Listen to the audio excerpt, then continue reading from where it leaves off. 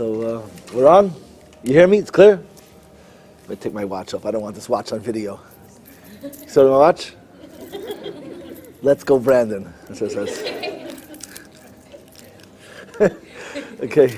I took my kids' winter break. Instead of going to Miami, I took them to a Trump rally in Texas. It was a lot of fun. Okay, but that doesn't need to be on Torah anytime. Shalom Aleichem, Biden. I'm a big Biden supporter. Whatever. Okay. Ready? Okay, so who's kicking it off? I should repeat the question after they ask it. Okay. You might have to tell me. Most people have to tell me things like 4 times. So, okay. So, sure. At a practical level, let's say I'm not going to college campuses. I don't have my own job stable to host people. How can I practically do Kirov in my own situation? Oh, yeah. So you're asking. You're asking how you don't go to college. You're not in any. No, I'm saying I'm not going to college campuses. Right, to teach, to you're not a professional makareves. So what can you do for the cause? How can you do kirov? Are you first you have to be exposed to fry people somewhere. Are you? Yeah. Okay, good. I mean, no truth, you can do kirov for anybody. So it doesn't have to be fry. But so what's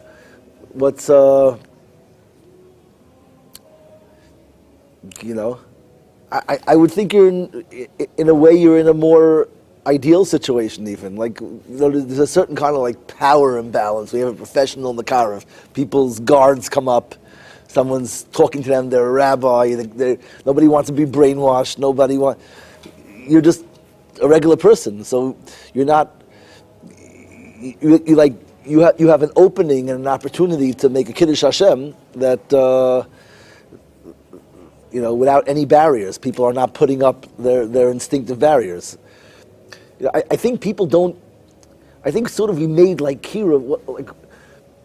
What is Kirov? What do we go with? If we realize that the most powerful. What do we?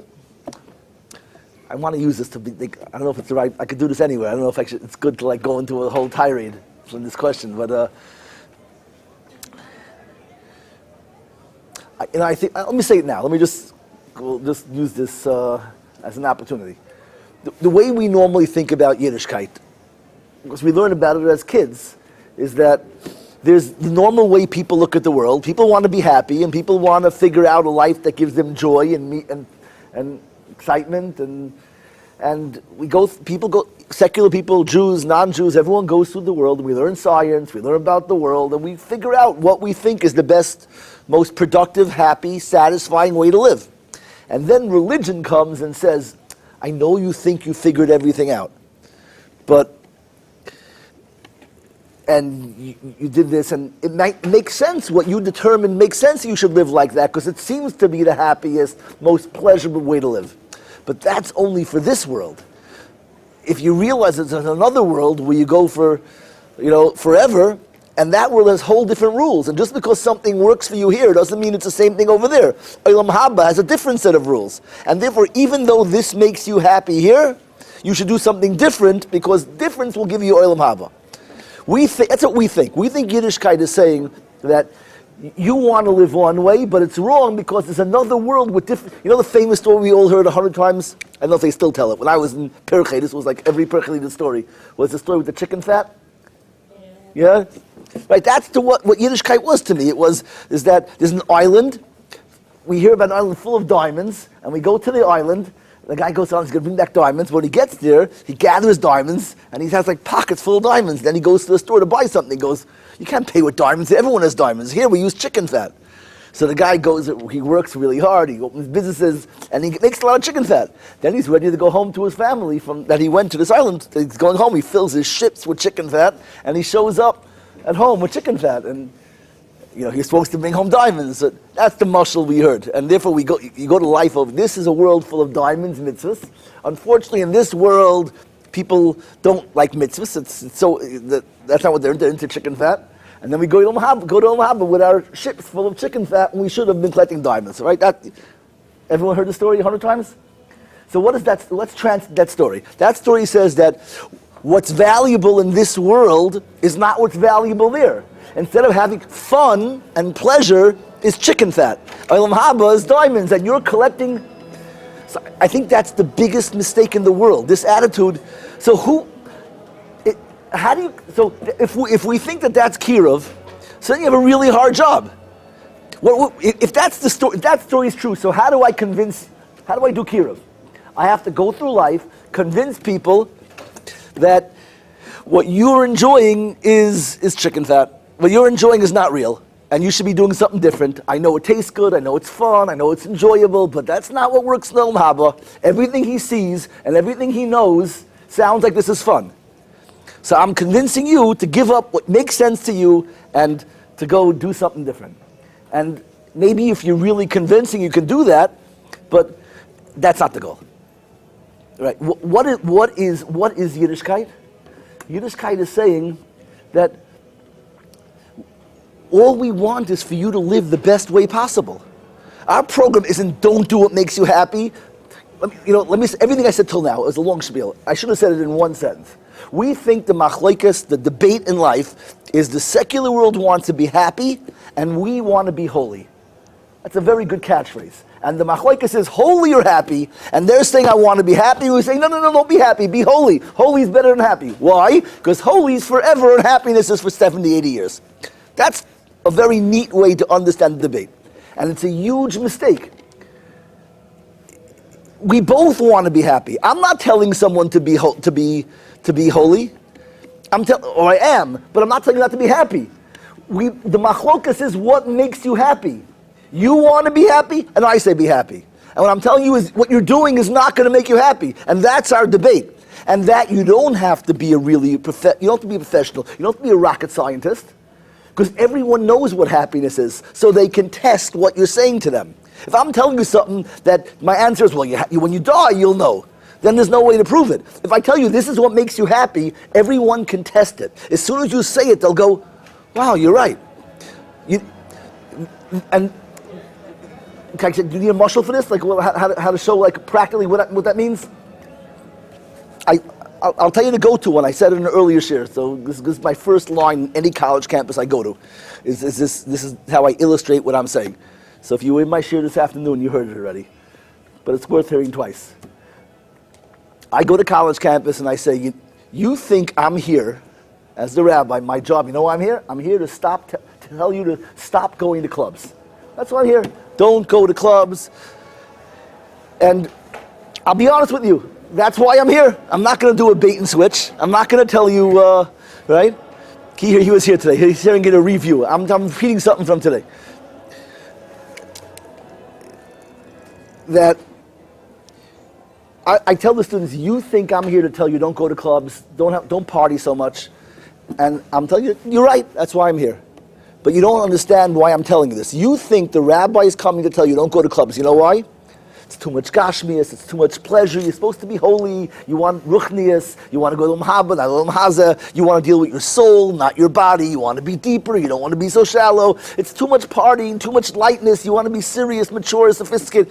We have all these shmuzim. But bottom line is, you think I'm telling you that partying and fun is bad.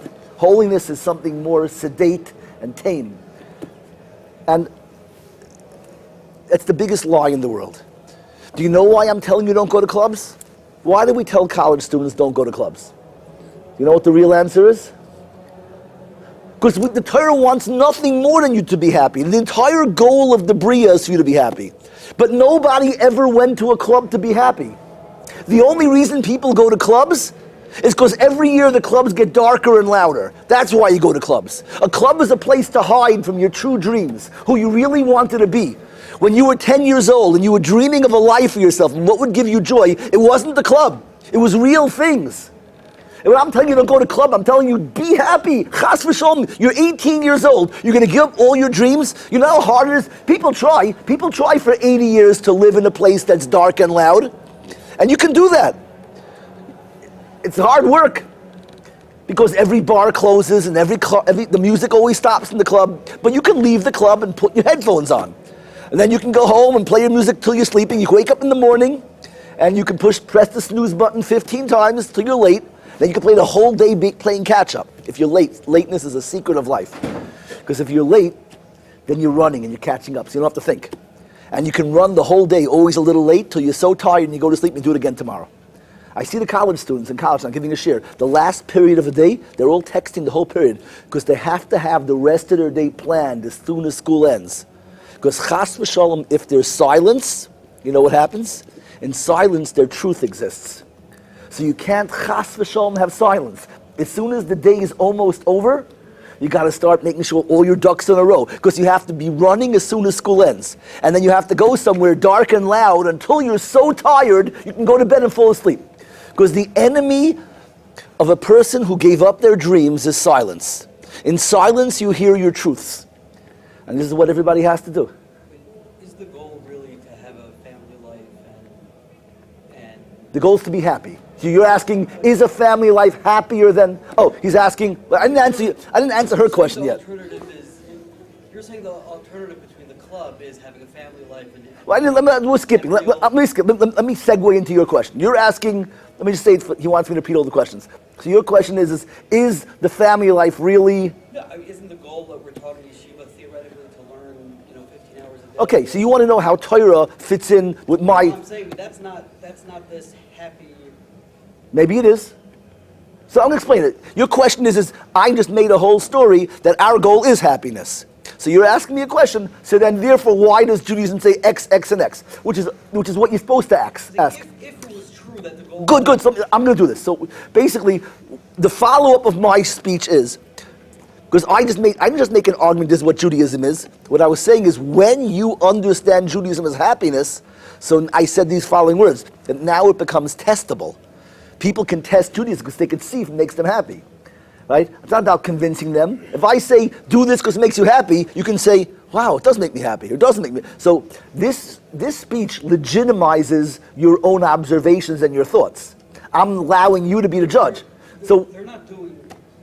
What they're doing is having a family life, having a beautiful Shabbos meal. It's not what's necessarily the ideal of being a tzaddik, of being a gadol Torah. If you would show that to somebody, if they would go into Rabbi Nefsh's house, they're not walking out. okay, so I got the question. Let me. It's going to take me a few moments to answer, but I want to first finish. I'm telling her, the question you're answering is: once I tell you that you can be the judge about what makes you happy, that's legitimate. So then, show me why. Yeah, if you tell me that Shabbos is miros and singing and going for walks, that I could get. But if you're telling me it's sitting learning the base medrash, how is that a happiness? So you want to know. So I'm going to show you that. We'll go there next. Let me first finish this. The whole reason I went into this little rant over here is I want to set it up that when you understand that when we say Yiddishkeit, again, Kirov is selling Yiddishkeit. So to sell Yiddishkeit, you have to define Yiddishkeit. If Yiddishkeit is nothing more than the guidebook to happiness, then we have to rethink Kirov. See, if Kirov is convincing you about Olam Haba and giving up happiness, then Kirov is telling people to give up happiness. And that's a different sin. Then you just have to be like really good salesman. But if Yiddishkeit is happiness, so then you're selling people how to be happy. That's a whole different kind of Kirov. So what's the answer then? Your question was, I'm not a professional, how do I do Kirov? So if Yiddishkeit is being happy, so how do you make people be happy? What's your role in that? What? By being happy. Kirov is living the dream that they had when they were 10. You walking around living what they wrote in their diary when they were 8. And what did they do? They're in college, they're already sophomores in college. They burned their diary when they were freshmen. They probably burned it already in high school. Because that's what you have to do to a diary when you're not living your dreams. Because diaries are a threat. You know what a diary says? A diary is what does a person do when they give up their dreams? I had dreams, I don't believe it's going to happen. What's the first thing I have to do? You have to what? You have to silence your dreams. Because the definition of emotional pain, you know what the definition of emotional pain is? Definition of emotional pain is having a life that's not in sync with my dreams. Having dreams, my dreams are here. The gap between your dreams and your limitations is the definition of emotional pain.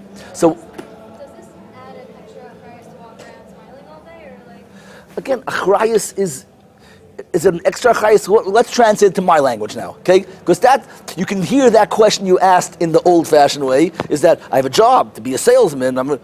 But if your job in life is to be happy, if you have to be happy because that's why Hashem put you here. If you're not happy, it means that you're not living. So you're just having one of those days, like, and then you have to worry that someone's going to see you, like. Okay, so that's a good question. So what happens when?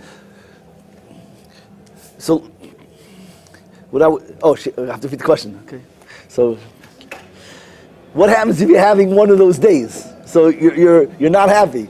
Right? You can't always be happy. Life is ups and downs. Even if you're living a dream, there are the moments where you're pursuing it. Right? I want to climb a mountain, so you're not automatically on top of the mountain. You got to climb the mountain. So what about then? So what's the answer? The answer is that there's two things. A person who is going through climbing a mountain, and they're doing it for their dreams, it's a different kind of experience when I'm not in my dream. It's not a suffering, right? The person who's the person who's not pursuing their dreams, who's not living what they wanted to live. So when their life without dreams is a certain kind of like difficult existence, it's just trudging along. The other person who's climbing a mountain, even when you're not in the moment of simcha, you're on a mission. It's a different kind, right? People understand, like the person who has fire in their eyes, they have a plan. So if you're being real and you believe in what you wanted to be and you're pursuing it, so sometimes you're showing people how happy you can be, and sometimes you're showing people how you can have your eye on the ball, how you can have a mission, how you can be determined. They're all modeling. Determination is just as much, I could even argue that it's a more powerful vision than smiling, is that determined look. Because if I want someone to live their dreams, what's the greatest thing I can show them? It's cool to show you how smiling you are, because then they'll go, wow, it's possible, I can also smile. But that's not really what they need, because they know how beautiful their dreams are. What do they need? They need to know that they have what it takes to make it there. So how do you model that? That's a look of determination. In a way, a determined look, but a determined look is probably the most important thing you can give the world. You know what? I'll say. Is that clear the way what I just said? Can I say it a little better? I think it's really important. If it's not clear, Yeah, I didn't walk for determined. I'm not walking. good. Because let me explain it. So, I'm just saying here is let's ask the question. I'm moving around, and I want to feel like I'm saying everything right. I use the muscle of burning a diary. So why would someone burn? I have two choices. I can live the dreams of my diary, I can burn my diary. Why would someone choose to burn their diary, another person to keep on moving forward, I'm going to live that dream? What's the difference between those two people? One can't face it. Why could one face it and one not face it? One thinks. Okay, when laziness, she says laziness. Laziness is a good answer. Is that the right answer? Is that the whole answer? It is laziness. So my question then would be how come some people are lazy and other ones not? How come today I'm lazy, tomorrow I'm not? What is laziness? Give up. What? Give up. Okay, why do we give up? Why is everyone totally lazy? There's $100 on the floor. Everyone will bend down and pick it up. As I move the $100 further from you, more and more people will bail out. If I tell you have to mow my lawn, get $100, maybe you'll do that. Tell you have to go to college and get a degree, more people will bail out. As I create more and more hurdles in between your dream, more and more people will bail out. So the reason we become lazy, the reason why we don't pursue what we want, is because we don't believe we have what it takes to get there. Laziness is nothing more than the result of the fear of failure. You have to test in your mind. It's a big statement, but I think if you think about it for a second, you'll maybe agree with me. Laziness is what I feel. Laziness is an equation. Why should I climb the mountain? I'm never going to make it to the top. I'm going to freeze to death. I'm going to break my neck. So I'll never get there. Why should I start? The person who believes they'll make it will do it. Everybody who wants to live their dreams. So the reason we give up our dreams is because we don't believe we can make it. So therefore, who is the most powerful voice in the world? The voice who says you can make it. The person who says you can do it. And who's doing that? The person who's also not there, but is climbing. So maybe more important, better to do Kirov. I started off saying this speech, to answer your questions, how do you do Kirov? Walk around smiling. And now what am I saying? No, better than smiling. How do you do Kirov? Walk around climbing, walk around investing. That means you're in school, study. A lot of people don't study. You know what they do? This again, guys like this. A lot of people, maybe some girls also. It's like, I don't want to study fully for the test, because then if I fail, it's a total indictment of me. It means I put my cookies in, I failed. So it's better I don't totally study. I'm more likely fail, but at least this when I fail, I can say, I didn't really try. So we sabotage our lives because we're protecting ourselves. Right? This is what we do. People don't invest. We don't invest, so we call it, you can't fire me, I quit. That's what we call it. You can't fire me, I quit. If I don't apply to the school, they can't reject me. Right? If I don't go say yes to the shidduch, I can't get a no. If I don't apply for this job, I can't get fired. If I don't take the test, I can't fail. So we bail out of life one opportunity at a time because we don't want to get hurt. And that's the reality of life. So therefore, who is the most, if the purpose of life is for people to live their dreams and to be happy, so who's the most important person in the world? The person who's investing, the person who jumps, the person who says, I'm going to give it my all. And everyone, that's called Kirov. It's much more real. HaKadosh Baruch Hu created the world. This is the Gan. We live in Gan Eden. Right? America's not a Gan. Earth isn't a Gan. It's a Gan. And we're Adam and Chava. And all the Rabbi Shalom wants is for us to dance in his Gan, barefoot, and have beautiful meals with kids in, I always say this, kids in matching clothing, singing Zmiris, going for walks. This is what Rabbi Shalom wanted. Barefoot in his Gan, smelling flowers, everything in slow motion. Yeah? Okay? Right? This is the purpose of the Bria. And instead, what's going on? What happened to, we're all repeating the story again. Like Adam and Chava, we all are hiding in the bushes. In a beautiful Gan, we found some bushes and we're all curled up in the bushes. Your bushes is not his bushes and his bushes not, we all have different bushes, but we're all in the bushes. So the purpose of Kol HaTorah Kula is how to get Adam and Chava out of the bushes back in the Gan. And therefore, who is the most important person in the world? What is Kirov? Who is helping people get close to the Ratzon Hashem? Anyone who's showing people how to come out of the bushes. So when we say we're the chosen people, what does that mean? We know what's the role of Klal Yisrael? Chosen for what? Chosen to do the Ratzon Hashem, to lead the world, Mamleches Kohanim, a nation of priests. What does it mean, nation of priests? A nation whose job is to get people out of the bushes. Hashem wants Adam and Chava dancing in the Gan. He created Klal Yisrael as his dance instructors. We're the ones helping people dance. We're going in the bushes saying, no, come dance. How do we do that? What is the skill of Klal Yisrael? No one has experienced more trauma than Klal Yisrael. No one has been beaten harder than Klal Yisrael. No one has more reason to give up than Klal Yisrael. And no one tries harder than Klal Yisrael. And no one is more in than Klal Yisrael. No one is biting off more than they can chew than Klal Yisrael. The existence of the Jew says, you think you have reason to give up? Look at us. And our existence. So if you want to do Kirov, your role is to walk around with fire in your eyes. Not terrified fire. It's so subtle. It's not terrified, confident. It's all going to be good. And people will look at you. You know what the secret of being a captain of a plane or a pilot of a plane or a captain of a ship in a storm, right? Right? If you're on a plane, there's turbulence, and the pilot comes on and he sounds like a nervous wreck.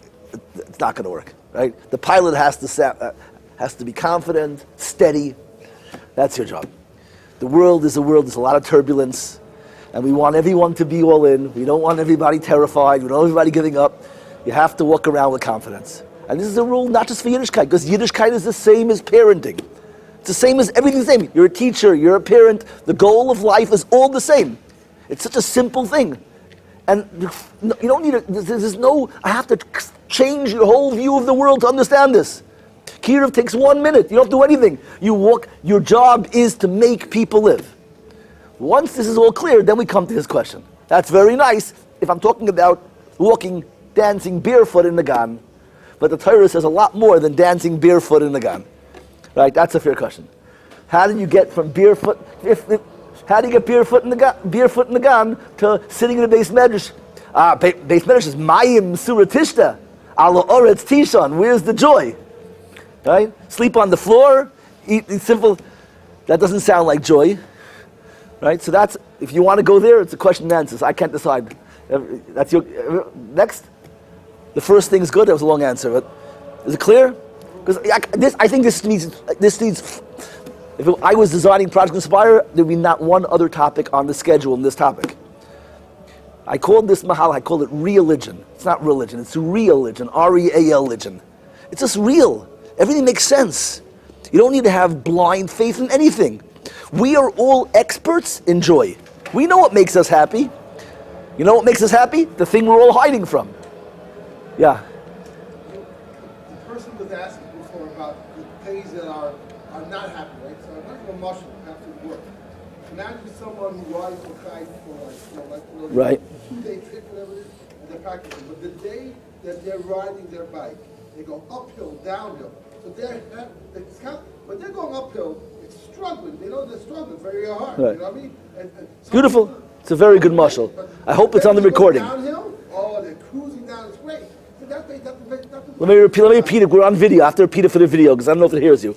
His muscle is, he's saying the muscle, a perfect muscle. A bike rider is classed to ride uphill. Yeah, of course, when you get to the top, you get to see the breeze, feel the breeze in your face, no pedaling. That's what we do it for. No one rides bikes for the uphill. You do it for the downhill. So to watch someone going downhill, you're doing Kirov. You say how geschmack life is. But it's much more powerful to watch someone going uphill, investing in going uphill.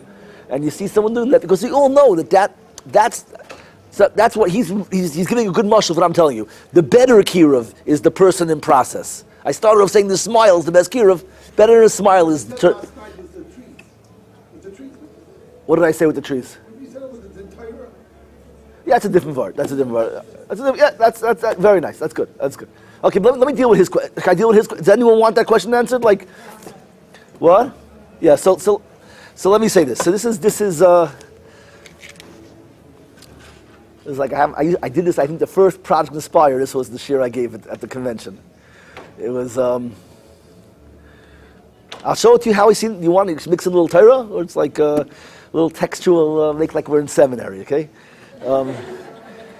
Here's what the pasuk says in Gan Eden. This is a very nice speech I'm giving you. Oh, imagine the Yiddishkeit. The whole thing is being the simcha. The whole.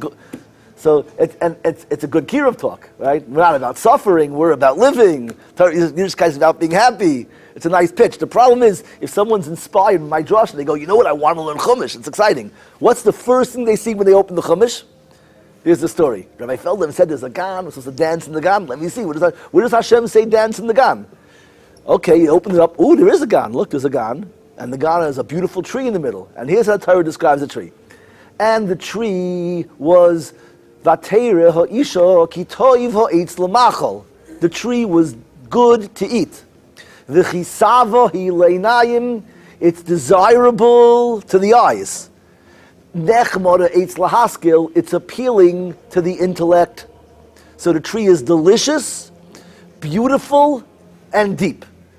What does that mean? That's an interesting tree. That means the tree is physically appealing, it's emotionally appealing, and it's intellectually appealing. It's all pleasure. There's 3 types of pleasure. There's physical pleasure, emotional pleasure, and intellectual pleasure. And the tree is all of them. Good to eat, physical pleasure, tavel einayim, depth, beauty, art, deep. It's very emotional. Nechmad lahaskil, haskala is enlightenment. It's intellectually appealing. So it's exactly like I said. Hashem created a Gan, a magnificent Gan, and then you're waiting for the magic words. Hashem, what should Hashem say now? What should the next word be? There's a Gan. Hashem says, I'm going to count to 3 and jump in the pool. What does he say though when you read it? That tree? No. I'm sorry, that's not for you. So it's the whole lie, I'm telling you. The whole shir is, this Kirov Shmuz works until you open the Chumash. That's your kasha. Right? So what's the teretz? I'm going to say it slow, and I want you to chap. Because Torah has this shir already twice for me. Once for Chassidim and once for Project Inspire. This part of the shir. Okay, but there's other stuff that was newer. But I'm going to say it slow. If you get it, don't say it, because I don't want to ruin it for you. I want everyone to get it together. This is not a shir, this is like a workshop. So it's like a... The tree was good to eat, beautiful to look at, and deep to think about. And Hashem said, don't eat from it. Chava saw that the tree was good to eat, beautiful to look at, and deep to think about it, and she took from the tree and she ate it. Does anyone chap the diak? There's a diak here. I'm going to give you my mushal. This is my mushal that helps everybody get it. Okay, everyone, see the mushal? My mushal is, I made up a rule. I have a rule. It's Rabbi Feldheim's rule of smorgasbords. Okay? What's my rule? Everybody who went to a good smorgasbord has to know this. So the girls have no idea what I'm talking about. All the guys will know it as soon as I say it. What's the rule? Don't eat the rice. You understand my rule? What's the rule? The rule is, you go to a smorgasbord, there's all these dishes. Stomachs are small. They have limited real estate. Why would you put rice where you can put another spare rib? It is a poor allocation of stomach real estate, right? The girls aren't even putting rice there. They're going for orzo. Well, not even orzo. They're going quinoa. That's the only thing worse than rice. Don't eat the quinoa. Why would you take, it's like, it's like buying property in Manhattan and building a one-story building. The whole point is you have to build as much as you can. You have sky rights. You can build 100 stories. Why would you build one story? To put rice where you can put a spare rib is a very, it's a poor allocation of resources. Okay? You understand my rule? So let's say we go to a simcha, a beautiful wedding, and we're sitting there, I'm sitting with my boys, we're eating the pastrami, because we got from the carving station, and we're all sitting on the side of the pastrami, and we see this one guy by the rice, like this, shoveling rice into his plate. So we look at the guy and goes, what's with the guy with the rice? So we're all like psychoanalyzing the rice. What are the possible things we'll say? If you heard me say this, don't ruin it for everybody. What are the possible explanations? Why would someone be by a wedding, sitting there by the rice like this? There's spare ribs and pastrami carving stations and all this. So the first most likely answer is, he's probably from Baltimore. Yeah. He's been to a number of New York weddings. He learned already when he tries to go to the pastrami, some nursing home guy is just going to cut the line, step on his shoes, stain his tie. Every time he thinks he's getting close, 3 new loud guys, lawyers, sneak in there, and he never gets closer. Half an hour, it's always like third in line. He learned already, he's not aggressive. It's New York, they're crazy. He goes to the rice, at least he'll eat some rice. And he keeps his eye on the pastrami. If it ever clears out, he'll try again. But he can't fight with the New Yorkers. They're aggressive, they're crazy. His tie it's a real silk tie, it's from China. And he doesn't want to ruin his tie. Last time he ruined his tie, And they don't sell ties in Flatbush. He has to go back to Borough Park to buy another tie. It's very rare, right? So, what's another explanation? Another explanation is that his wife is bar mechitza saying, "Don't you dare." Another explanation is his cardiologist is online right by the pastrami and he's waiting for him to finish. There are a lot of possible explanations why a person's by the rice. But you know what no one's going to ever say? No one will ever say, you know why he's doing this? He's Pashat Bal Taiva. The guy is a hedonist. He's a party animal. He's crazy. Why would no one say that explanation? Because it makes no sense. The hedonist, the Bal Taiva, is by the pastrami. The guy by the rice is not competitive. He's not fighting, right? There's always one vegetarian who goes, I like rice. It's a mushal. It's all a metaphor. Don't get hung up on that metaphor, okay? Okay? It's a metaphor. So the guy's eating the rice. So no one's going to say the reason why he's by the rice is the Bal Taiva, because it's exactly the opposite. The Bal Taiva's by the pastrami. The Bal Taiva's by the spare ribs. He's not willing to compete. So when I say my rule, don't eat the rice, what kind of law? Is that a lois asay or an asay? Is that a restriction law? Is that one more? Rabbi Feldheim makes one rule already, it's restricting us. It's not a restriction. What is it? Short-term no for a long-term. So what am I saying? I'm really saying live large. It's a way to say, no, live. Don't curl up in a ball. When I say don't eat rice, I'm saying live large. Don't settle for compromises. That make sense? So let's go back to the garden now. Let's look at that was a mushal. Here's the nimshal. Describes the gan. The gan is what? Toiv l'machol, tavel le'einayim, nechmad lahaskel. Beautiful, delicious to eat, beautiful to look at, deep to think about. It sounds like a pleasure shmorg. It's describing the gan, which I said is the universe. And the universe has different kinds of pleasures. What kind of dishes at the shmorg? Delicious, beautiful, deep. The world has physical pleasures, emotional pleasures, intellectual pleasures. What did Hashem say? It's good to eat, beautiful to look at, deep to think about. What did he say? Don't eat. What didn't he say? Don't. He described three things. It says it's good to look at, good to eat. He only said don't eat. He didn't say don't look at it, and he didn't say don't think about it. When I describe three things clearly, and I only forbid one, I'm not saying it's forbidden. What is he saying? Hashem, the command of Gan Eden is don't eat the rice. I created a world of crazy pleasures. Don't get hung up on achila, on eating. Every animal can eat.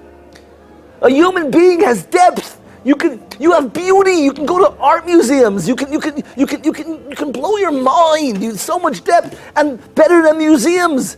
You can go to a library. You can go to a college. You can open a book and you can understand the universe. Why would you get stuck on pastrami?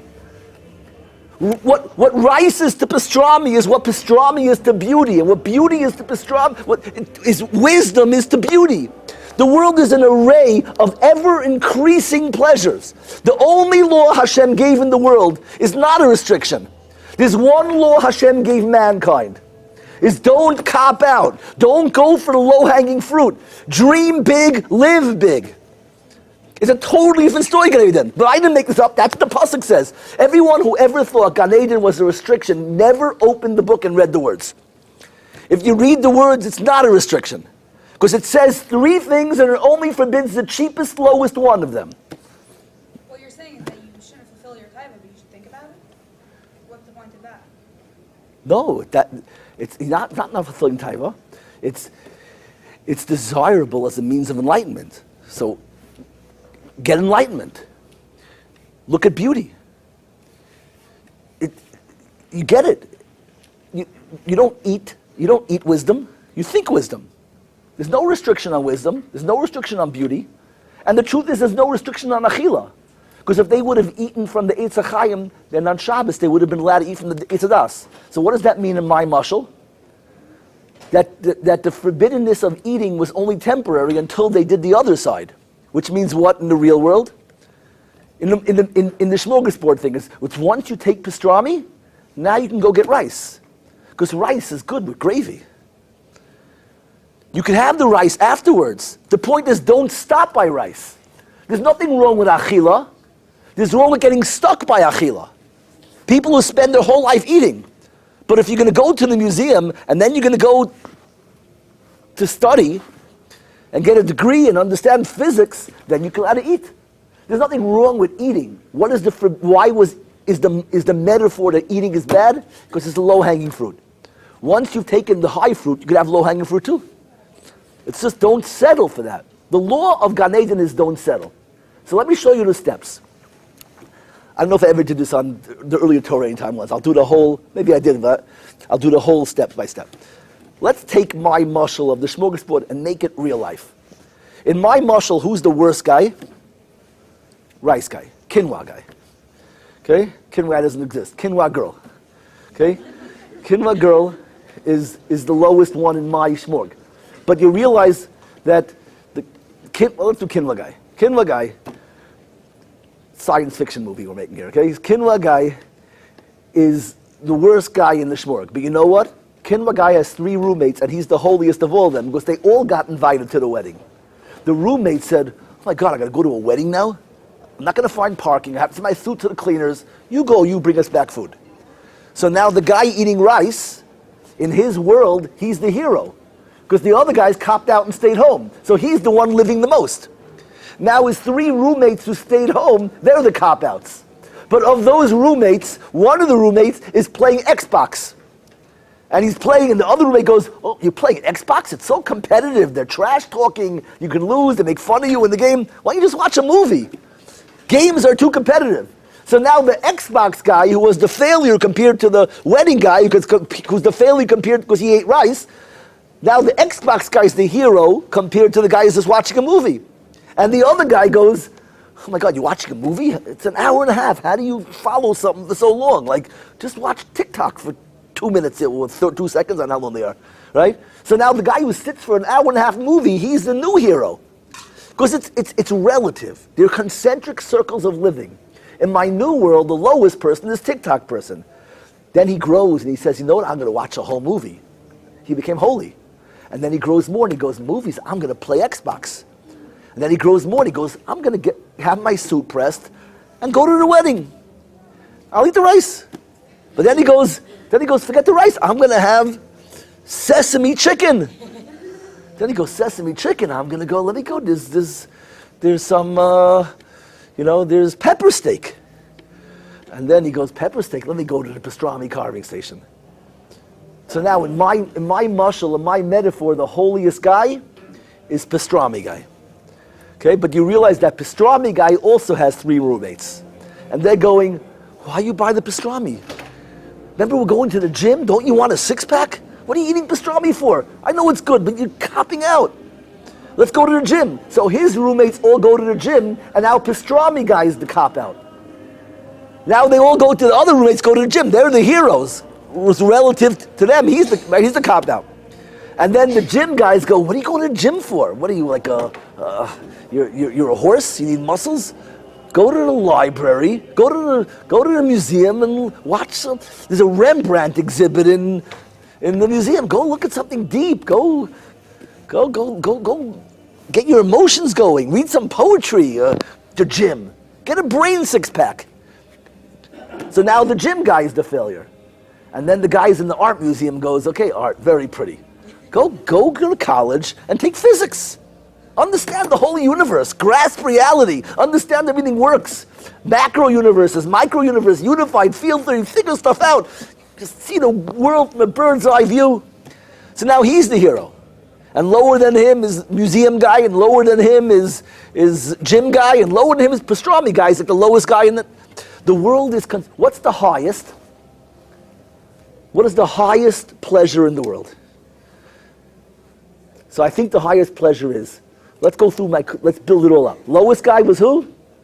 TikTok. Next, after TikTok came movie, after movie came Xbox, after Xbox came rice guy, after rice guy was chicken guy, after chicken guy was pepper steak went to pastrami went to the gym went to the museum went to college. And then we come and say, "Okay, it's very nice you're studying physics, adorable. You understand space. What is that going to do you? Oh, you're going to learn biology? That's the body, that's nice." Basically, so you go to a symphony, right? It's hard to decide. You want to be the violin guy, but then the other guy with the trumpet's got like so much metal. It's like cool sound of like brass. And the other guy's, "Yeah, but the sound of string instruments." The other one's going, "No, but drums." And you realize they're all cool. Then you go, why would I be any one of those? Why can't I be the conductor? Why can't I be the one who sees the whole thing and understands how the whole universe fits? I want the bird's eye view of physics and biology and chemistry, of politics and sociology and psychology and philosophy. I want to see the whole world arrayed in front of me, and I see the symphony of existence. And that is the joy of all joys. And that's what Torah is. The reason we learn Torah is because it's the greatest pleasure in the universe. Now, most people don't identify with that because they don't get to that stage in Torah. What we're doing in yeshiva is not that. What we're doing in yeshiva is the preparatory stage. If I want to make a puzzle and see how everything looks, how do you make a puzzle? First, you have to gather all the pieces, turn them all over on the colored side. You organize them by patterns, the corner pieces, the side pieces. In yeshiva, we're assembling all the data. And then we organize it, Noshim, Nezikin, Zroyim, the different fields of the world, all turned over, learn all the halachas. But the goal is when you finish turning over all the pieces, now you're ready for real Talmud Torah. You understand the separate components of the world, and now your job is to see how it all fits and study the masterpiece of the knowledge and make the puzzle. And that's Nister, and that's the Goyim talks about the Ramchal. This is the real goal of Talmud Torah. Everything else is Talmud Torah, but it's part of the process. When we're young, we turn over the pieces. We learn how to think clearly. But those are all preparatory stages. The real goal is to sit back and see the Mara, experience the symphony. The purpose of the conductor making the Rabbi Shalom is the composer. The composer wrote the whole thing. The composer's goal is the day gets finally played in Carnegie Hall. And that's what we say in Tefillah. When we daven in Tefillah, we say, "Bayoyim hahu yeh Hashem echad u'shmo echad. V'ne'emar v'hoyo Hashem. Bayoyim hahu yeh Hashem echad u'shmo echad." What does that mean? Hashem should be, and on that day, Hashem will be one and His name will be one. What's the difference between Hashem and His name? Hashem is one, is the original. It's the composition that the composer wrote. It's the perfection of the universe. Ushma Echad, and His name is one. The way He's perceived and understood. It's when the world plays the symphony. It's when the symphony is being played. It's when it's Carnegie Hall, and that's us. This is what we say throughout davening. In Kedusha, what do we say in Kedusha? Nekadesh Shimcha ba'olam. Let us sanctify His name in this world. Just like it's all organized and sanctified in heaven. In heaven everything's perfect. But it's our job to do it here. How do you say that in words? How do I say the words? You, me, him, all of us, everyone doing their part of their symphony and creating the symphony. How does that sound? So when you're being you, you're filling your place in the world. It's called being godly. You're being holy. You're doing your mission. And when you're doing your mission, you're being holy. The symphony is when we combine all of our holies. So the way you describe making the symphony here like it is there, the Kadesh Shimcha ba'olam, we will sanctify His name. This will Kashem Shmakdishim, just like it's done over there. What do? We say Kadosh, Kadosh, Kadosh. What are the words Kadosh, Kadosh, Kadosh? It is the articulation of the union of all the individual Kadeshes. It's the sound of a symphony. The way we, in words, describe the symphony is the proclamation of Kadesh, Kadesh, Kadesh. It's the sound of humanity, each person playing his instruments, assembling them together.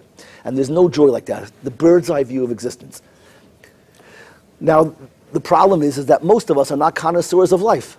You know, we like rice. Or we don't like rice, but we don't believe we've been Baltimoreized. We don't believe we have what it takes. We don't believe we have what it takes to get to the pastrami. So we sit by the rice. But you can't do that because as you're sitting by rice, you're watching everybody walk around with their pastrami. So what do you have to do now when you're eating rice? You have to learn how to make fun of pastrami. Or better yet, if you get really good at it, you don't just make fun of pastrami. You decide that pastrami eaters are evil.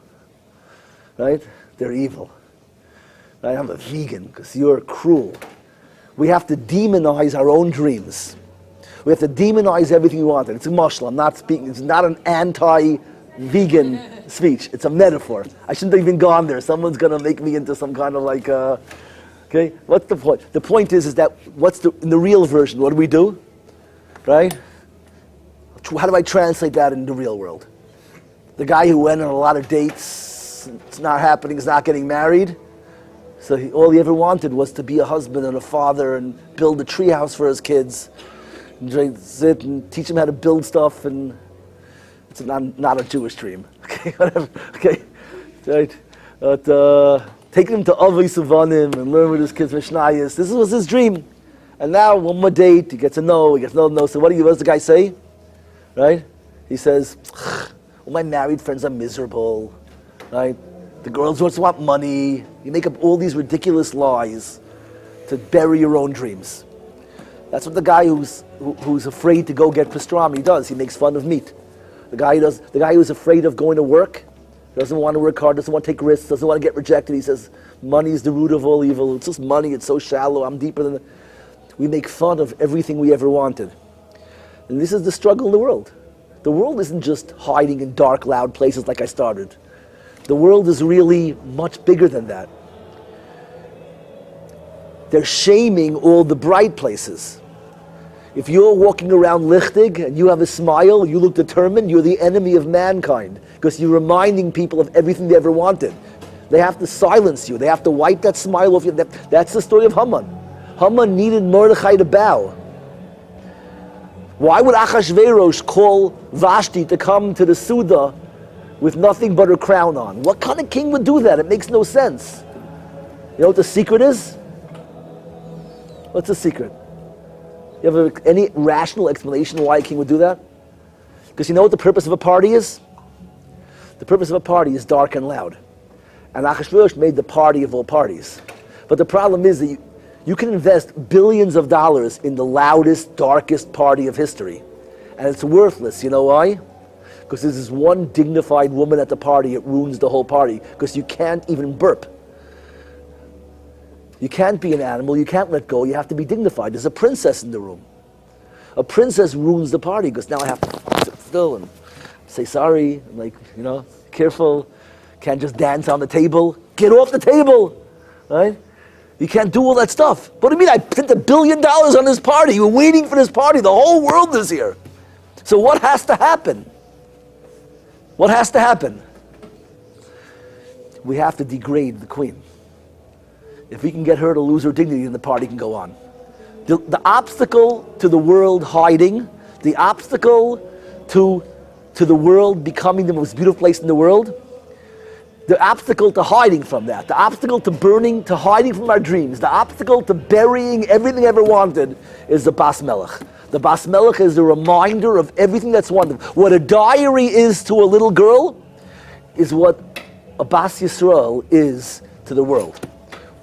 A frum girl is the diary of mankind. It is a snapshot, a permanent reminder of everything we ever wanted. And if I need to hide, I have to burn the diary because it reminds me of my truths. And together with the diary, I have to degrade the Bas Melech. Vashti has to come to the party with nothing but her crown. And what happens when Vashti refuses to come? She has to die. Because if not, then a man won't be able to be Seir B'Beisai. A man won't be able to be free and chilled. He won't be able to sit on the couch for days on end drinking beer, watching football. He's going to have to go learn and go to chakras and be careful how he talks, be careful what he looks at, conduct himself in a certain way, be communicative, articulate, caring, sensitive, selfless, giving, deep. Chas v'sholom. So therefore Vashti has to lose her dignity. We have to cheapen her and degrade her. And if Vashti refuses to be degraded, we have to hang her. And it's the same story again with Mordechai. Haman has, his whole life is the party of parties. But it's worthless as long as Mordechai won't bow. If Mordechai won't bow, then Mordechai is a diary that's burning a hole in him, reminding him of his truths. If I could only burn that diary, then I could believe that my real dreams were being the guy in college who can hold the most alcohol. Forget what I wanted to be. Now I can drink, but I'm the real hero. What do we say? All my dreams, that was La La Land. I was so naive. Now I know it's really cool. We know all the right words to say, right? These are the words we convince ourselves that all our dreams are Narishkeit. The problem is we can say all that. And my friends can say, you're the man, you're the coolest guy in the world, no one can drink like you. I wish I was you. Everyone can say that. But when one Mordechai walks in, he goes, right, yeah, sure. When one guy is looking at my TikTok or my Facebook or my Instagram and he's not liking it and he's not jealous and he's not like going, oh my God, really? He ruins everything. It takes one person who's not buying. One Vashti can ruin a party. One Mordechai can ruin everything because it's all a mask. And one mask is destroyed. The mask is when one person is going, no, not buying it. So Mordechai needs to get killed. Haman says, I have to kill Mordechai. Memuchan says, kill Vashti. Chazal say the deepest thing. Chazal say, you know what? Memuchan was Haman. Right? You know the Chazal? Where do Chazal get that Memuchan is Haman? If Memuchan is Haman, why doesn't they call him Haman? It's not like it's a shortage of Haman's name in the Megillah. Right? It's not shy to call someone Haman. So say Memuchan is Haman. If that's who he is, he's Haman. The answer is what? Memuchan's not really Haman. Chazal is saying, Memuchan, the guy who needs to degrade the woman so he can be free, that's Haman. The same character trait that needs to destroy the Jew because he won't bow, needs to destroy women because they won't bow. Oh, what a woman is to a man is what the Jews are to the world. What a diary is to a little girl is what a woman is to a man. What a woman is to a man is what the woman is what Yiddish. We're the woman to the world, the Jews. We're a reminder of everything noble and good. That's how we started. That's my Kirov, right? I told you how to do Kirov. You walk around, you be a Roma, you show them how to live. So you're the world's diary. And how do people feel about diaries? Well, it depends. If you don't believe it'll come true, you hate your diary.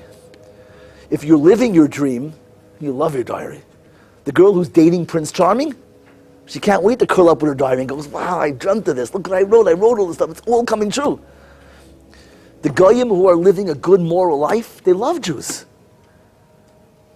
The men who are holy and learning and davening, they get up every morning and they work hard. They guard their eyes and how they talk. And they conduct themselves in business with integrity. Those men, they love coming home and looking in their wife's eyes. Because you see in her eyes, you're everything you promised. You're everything you said you would be. But the guy who is not doing what he needs to do, he can't look at a Jew in the eyes. He has to wipe that smile off his face. The guy who's not doing what he needs to do, who's not living how he needs to live, he can't look in the woman's eyes. But he lives with her. It's his house. How can he live and not be free in his house? You work hard. You need to be free in your house. So what do you have to do? I come home. I need to be free, but I just feel guilty. I look in her eyes. I can't make eye contact because I'm not the guy I promised when I walk down the chuppah. So what do you need to do? You need to knock her down. You need to be memuchan. So the shmooze is that it's a very powerful shmooze. Memuchan is Haman. If you're trying to cheapen women and you're trying to knock them down, you're a Nazi. It's not my words. It's the Megillah's words. The Nazis were what? The Nazis couldn't bear to see the Jews reminding them of what they're supposed to be. Any man who needs to destroy a woman, knock her down because he wants to be free, it's the exact same trait. It's not hyperbole. It's not an exaggeration. Memuchan is Haman. Memuchan's the one who needs to knock Vashti down. Haman needs to knock Mordechai down. It's the same story. Yeah? It's brutal? It's a little brutal. Yeah. First of all, it was fascinating. I thank Bacher, whoever was asking for it, then tell me to ask you if we're here to have. Can I say that for the recording? He said it's fascinating. Okay, no, go. Okay, go ahead. And so he said, if our goal is to be happy, right? Right. Because Bacher wants to be happy. 2 out of 3, right? Right. Emotional happiness. Right. Right. So isn't that selfish? That's what you asked. Wouldn't that be selfish? To do what? We're here to be happy. That's selfish. So I responded to him. I said, because we live in an illusionary world. Our goal is and that was my answer. No. Okay, so you're reverting to what I call the old-fashioned thing. You're making it magical again. You're making it magical again. You're making it holy versus happy. Give my answer. Give me a happy answer. What's according to your kasha isn't it selfish? What would the kasha be? The kasha would be so what's wrong with being selfish? Selfish should be good. Makes me happy. So why is selfish bad? That's really the kasha. So why is selfishness a bad trait? My whole speech is about selfishness. So what's the answer? Right? What's the answer? The answer is, what does the answer have to be? Project my Torah a little weiter. What would be wrong with being selfish according to my Torah? Why should someone have kids? Why should someone get married? Why should someone get involved in their kahillah and their shul?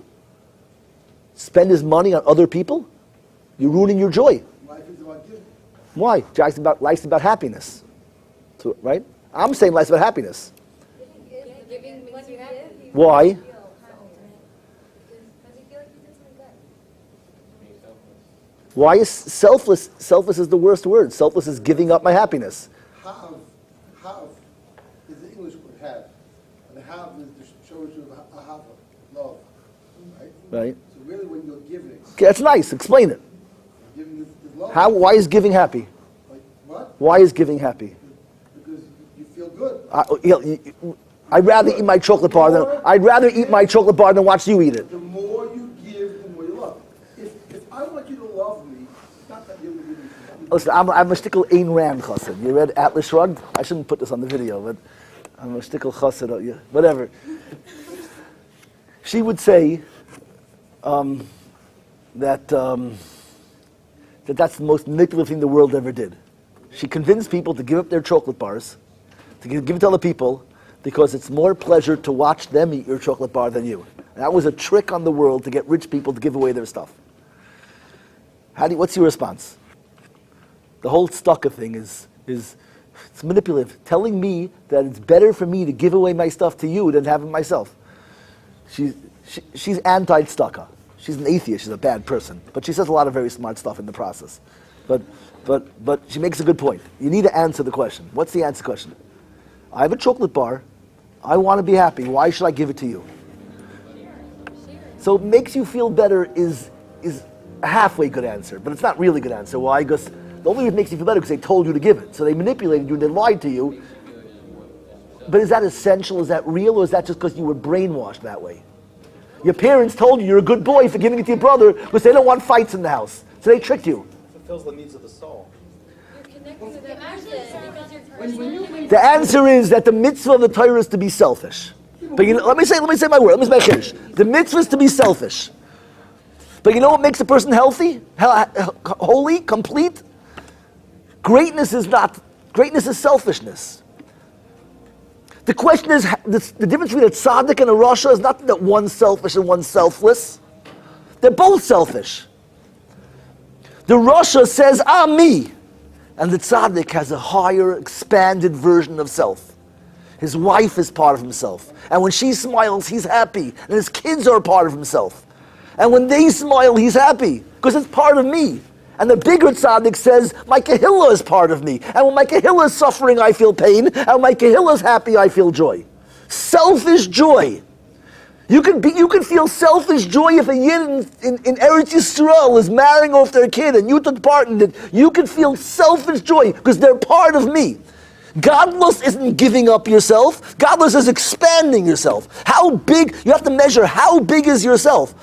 How much, and it's the same fear to expand, the same fear to live, the reluctance it might fail is multiplied in expanding. Because if I expand myself, I'm opening myself up to so much more pain, I can't control it. It's so risky.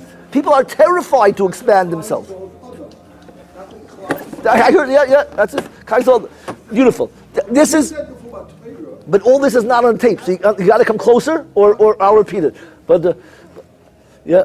Torah, what you said was ultimate happiness. Right. But what is Torah? Torah is ruchnius. Right. So there's two. When we're doing for others, when we're taking care of other people's gashmius, that's our ruchnius. Okay, but mixing in words like ruchnius is going backwards for me. You're making it words that we don't understand. I'm trying to explain it like you don't need to mix in any magical words. Every Freya person, every atheist will not be able to argue what I'm saying. I'm just selling joy, is what I'm saying, without mixing in ruchnius, magical words. I'm not knocking ruchnius. I'm just saying, you understand the power of this? I can say to a person, I'm not telling you to do anything that's not happy. So he's going to know, so why should I learn? Because intellectual joy is greater than emotional joy. So I want to learn physics, because the bird's eye view is better than one little vantage point. Okay, why should I give tzedakah? Because it's the bigger self. I understand why you don't want to, because if you the same way you're afraid to go on a date because you might get rejected, you'll be 100 times more scared to include more people to be dependent on them, because you can't control it. You might feel so much pain. Every new person you include in yourself you have more surface area, more vulnerabilities, more border to be penetrated, right? So therefore, we tend to want to limit our risk. But the bravery, but it's smart to expand yourself. Because if you expand yourself, you can experience so much joy. And that Yiddishkeit is about qualitative joy, intellectual versus emotional. Yeah, I know. I repeat everything 10 times. You didn't notice it? I repeat everything. That was just the first time. No, I couldn't hear you. When you expand yourself, The risky side is that when you expand yourself, you're creating more surface area, more borders to be penetrated. You're more vulnerable. You have a lot more of a front line to defend. There could be easily more incursions, more terrorists can sneak over the border. You can't guard that much border. If I limit myself, I can defend myself better. It's very risky to be bigger. The rewards are great because you can have that much more joy. The question is, how do you see the world? Is it more likely to get hurt or more likely to succeed? So this is another. That's the next step. Is a step to get to that confidence. How you get to that confidence? Because the confidence will allow you to be expansive, and expansive will let you have more joy. So let me just put it together. There's two different ways to be happy. There's qualitative happiness, which we demonstrated was intellectual is better than emotional, emotional is better than physical. But then there's quantitative joy, which is the expansion of how big yourself is. As you expand, each of those children and neighbors can learn Torah. And then you're having the qualitative joy spread around quantitatively in that shleimus. To be in a nation of Talmidei Chachamim, a nation of thinkers, of feelers, of depth. The joy you'll feel then, and this is what we're building in Klal Yisrael. We have a crazy kahila. It's crazy in a good way. That's a nice thing to say today, crazy. Okay? Wicked, sick, nasty. Those are all good words. You have to keep the, right? You're a boomer, so you don't know. Whatever. Okay. Yeah. Okay. Real bad. I'm ill. Okay. Yeah. I'm bothered by my objectivity, because I grew up as like a frum Jew, and I want, like, within Klal Yisrael, right? You have Torah, it says you have the Beis Din. It's also for someone to hear, to give psak, even to hear one person from the other one. So that internal consistency, applying that to the biggest lifestyle decision you make in your life of living a religious Orthodox Jewish lifestyle. What's the problem with applying that same standard and, let's say, first healing out all the wonderful, beautiful, let's say, arguments or proofs that you're a religious Shabbos, beautiful, and nothing, let's say, not necessarily even any objections. You make, like, one dialed in makes a very compelling case, but then to not, like, necessarily then hear the other side through the lens of someone that's bashing it, but then to try to understand what are the other alternatives. So let me say, are you asking authentic perspectives and then trying to and then be the judge and then making a decision from that vantage point? So you're asking, isn't the responsible thing a Beis Din? Tell me if I'm saying it right. A Beis Din has to hear the positions of all parties. You can't judge anything when only one person said his case, right? And so therefore, when you're deciding what to do in life, shouldn't you be listening to all the different viewpoints? Why are we making closed-minded decisions? And we should be exposing ourselves to all of the opinions of the world. As an ideal. Okay, as an ideal. Okay. So there's a few answers. I mean, first of all, the first answer is, okay, fine, what's wrong? Right? That would be a first answer. So why don't people just say that? Okay, so there's a lot of reasons. First of all, so I really have no problem with anyone searching. I'm not afraid of anything. The reason why I'm afraid the guy to go to college is not because he's going to hear any kfira. It's the same thing always bothered me. Like they always say, like, what was wrong with movies was it's like, I don't want to say even the words, but something, right, and violence, right? Movies are full of inappropriate, things and violence. I don't want to sound so close-minded, but it's just on video, you definitely want to say it, right? You want to sound this? It's a very high standard in Yiddishkeit that we don't even say. People think we're crazy, but in the Torah it says we're describing by Noach, it says the animals that are Tahira and the animals that are Einenu Torah. The Torah won't even use the word impure. We won't even use the words dirty. Or it says it's pure and not pure. But we don't. Words are powerful, and it's a very holy thing not to even say words that are low. So, but it always bothered me that people complain that movies have violence and inappropriate things. So, it's such a weird. How do you compare the two? Violence is nicht gefährlich. Violence. It's such a.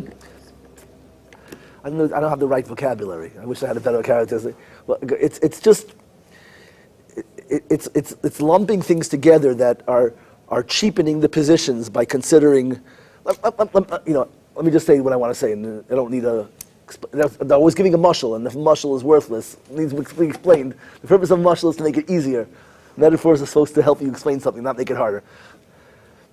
My fear of why I would have a reluctance in sending yeshiva bachrim to college, has nothing to do with the information we're learning. We're not afraid of information. Most of the stuff to learn is beautiful and is good. We're afraid of two things. We're afraid of he's a man and he's going to meet women who are more available and have lower costs of entry than the women he might date. And everyone has moments of weakness and laziness. And why would I fight a dragon to marry a princess when there's a girl who's ready just to accept me if I buy her a beer? And you don't put people who have ups and downs in situations where their moments of weakness might torpedo their entire lives. We protect people. That's one thing. So when somebody wants to expose themselves to more things, if it was just an intellectual concern, I wouldn't be worried. It just comes with other risk factors that have nothing to do with the dangers of information. We have no fears of information. That's number one. And dangers, you mean like emotional, that they're looking to escape? What is the danger of life at all? There's only one danger in life. What's the danger of life? If I have dreams, so why would someone not pursue their dreams? There's only one danger. What's the danger? You're an expert in this. We're all experts in life. We know our lives. What makes you ever hesitant? It's a fear. You don't think you have. That's right. So therefore, what do you want to do? Let me ask you like this. Do you want to give up? Yeah, someone has to keep me on track, because once I go off on a tangent, I never find my way back. So someone's going to have to keep track this point where I went off. Okay, I was answering this question, but the question is why don't we encourage people to search the whole world and go spend a little time in Timbuktu and Kathmandu and then a little time here? Go study the world. Go learn all the ideologies and someone pick. Again, I don't know if that's not a valid thing. What? Again, I don't think the Amish are actually going to read philosophy in their moments of freedom. If that's what the Amish guy's doing, I would send him to a therapist. I think he has bigger issues, right? You're giving me a free pass from yeshiva for a week. I'm not going to, right? But maybe I would. But I'm saying, I have a lot to say. I don't want to get. It would be nice if I was writing this on a paper. I'd have 6 points and show you the 6 answers, so you know there's 6. But I have to go in order now. So each one is a big picture. You want to know all the reasons why there's an element of defensiveness in the firm world, a reluctance to allow people. You want to know where the reluctance in Yiddishkeit to expand and search comes from. Answer number 1 is no reluctance. Go do what you want. Not worry about you. Okay? Because it's important to say that first, because I don't want you to think that we're insecure. Insecurity would be the worst thing. We're not afraid of our thing. My reluctance comes from things that have nothing to do with intellectual. I think I can win every argument ever if the question is logic, truth, even emotional. Because I don't believe Yiddishkeit is anything more than joy. It's just joy. So everyone knows what joy is. If you can show me that something is happier than Yiddishkeit, I'll say go do it. The Torah doesn't do anything to limit you. Every limitation is don't eat the rice. Every limitation Torah is don't eat the rice. He asked one question, Torah, I answered it. And you could ask other questions. Why is that limited? Why is that? But you're going to see everything, all 365 thou shalt not laws are things that will ruin your pursuit of joy. That's all. And the 248 positive laws are all things that will help you become fulfilled and happy. It's a guidebook to joy. The only thing that if that's the real claim, then that's testable. We have nothing to be afraid of. Okay? If we win, we win. If we don't win, then we're wrong. That's it. So why are we afraid then? All the fear issues are nothing to do with intellectual. They're all, one is for a boy to go out in the world is dangerous because we all have moments where we're not so clear. So I wanted to use a mushal. I wanted to say, what's wrong with instant gratification? I saw the best, what is the thing on the bottom of an email where people have like the little tag, it's like a little slogan a lot of people have, like they adopted a slogan that defines their life. The best one I ever saw is, the only thing wrong with instant gratification is that it takes too long. I love that. It's like, It's cool, right? But what's wrong with instant gratification? Can you explain it? What's wrong with it? It fades. What? It's instant and then it fades instantly. Oh, so therefore what? It doesn't last any Okay, so what's wrong? So define. What? Yeah, no gratification, right? Okay, you say so. Again, it's not immoral. It's not spiritual. What's the answer? My goal of life is gratification, is joy. So if I give you 8 choices, I have quick, instant gratification. I have longest lasting gratification. I have easiest gratification. I have closest gratification. I have shiniest gratification. And I have maximum gratification. Which gratification should you choose? What? Maximum. Longer is good. Longer is a good answer, but maximum means that I weighed all the gratification. This one was the heaviest. Yours was longer, but was cheaper, obviously, because it wasn't maximum. A lot of times, the longer gratification will be maximum, right? But it's possible that longer gratification is not maximum because this was shorter and heavier. The rational choice in life is maximum gratification. So what's wrong with getting instant gratification? It's rice. The rice is the quickest dish. When the Torah says something's wrong, it's because it's not gratifying enough. That's it. So what's wrong with instant gratification is that it's not gratifying enough. So why do people choose what? It is temporarily. I know, but it's the wrong thing to choose temporary gratification if you can choose better gratification. So the question is, why would someone then choose instant gratification as opposed to maximum gratification? Is there any Can you give an example? Yeah, right. Okay, I said rice 100 times. I'll use the one. You go to a Chinese restaurant, and you order all the good things in the menu, and for half an hour while you're waiting for your food, you eat chow mein noodles, in the free things, stale ones that were on everyone else's table before you. They controlled themselves and didn't eat it, but you're going to eat the thing that's been there for a week while you're waiting for the food you paid for. Why would you do that? Why would you eat chow mein noodles in that duck sauce that the guy picked the fly out of beforehand because it was from yesterday? Why would you do that? It's instant gratification. Is it a smart choice? But there are decisions you make that are instant gratification. Why? So that's my question. We do it all the time. But I'm saying that you're right to make. Like if you want, like saying like either get paid now a smaller amount or get paid in 50 years a bigger amount. That's only because you made an equation that was maximum. I can reinvest the money and the numbers will be higher. So you determine that now is maximum. Why would someone choose less? Net less. Because quicker. The outcome you're going. Because you don't believe you're going to get to the end. The only reason you would choose instant gratification is better one in the hand than 2 in the bush. It's a skepticism about my chances of success. It's always insecurity. It's a lack of confidence and insecurity. That is life. Life is ups and downs of secure and insecure. At moments of insecurity, if we would live our lives without any reluctance, it's dangerous because we're not always on our game. Sometimes we're insecure, and we're insecure we can make poor decisions, and therefore we need to have guards on our choices responsibly, because I know I'm not always confident. So in a moment of weakness, I will have that drink. And that drink, I might not be able to study tonight for my test. I might fail my test. It'll affect my grade point average, and affect therefore my scholarship, everything. It was good at that moment, and I wouldn't have done it on Monday, but Tuesday was a hard day, and I did it.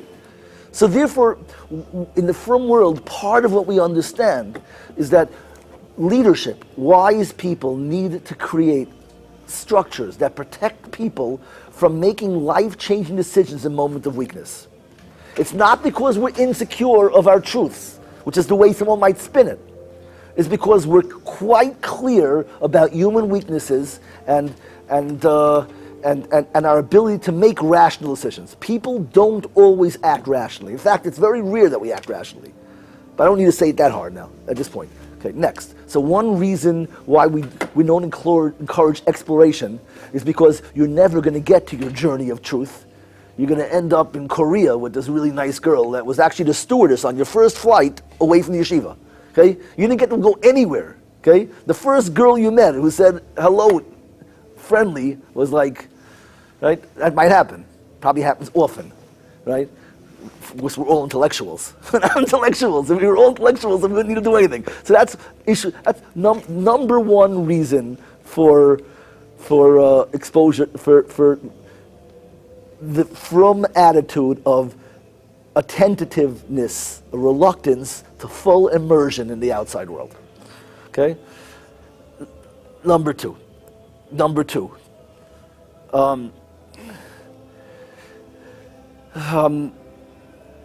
Very smart people who are spin doctors, right? You listen to press secretaries, they make every president sound like a rocket scientist, right? It's like unbelievable. You're like, right? It's the world's full of press secretaries, to not presidents, the worst things than presidents, right? Every college kid will defend their clubs that are just about being dark. And when I tell college kids, the only reason you go into clubs is because they're dark and loud, right? So, 80% of the kids in the world go like, right, wow, right, wow. I mean, it clicks, and you watch their faces, and in 1 minute, they're like, it's all clicking. I always know which kids will become from after I give my first share. You know how I know?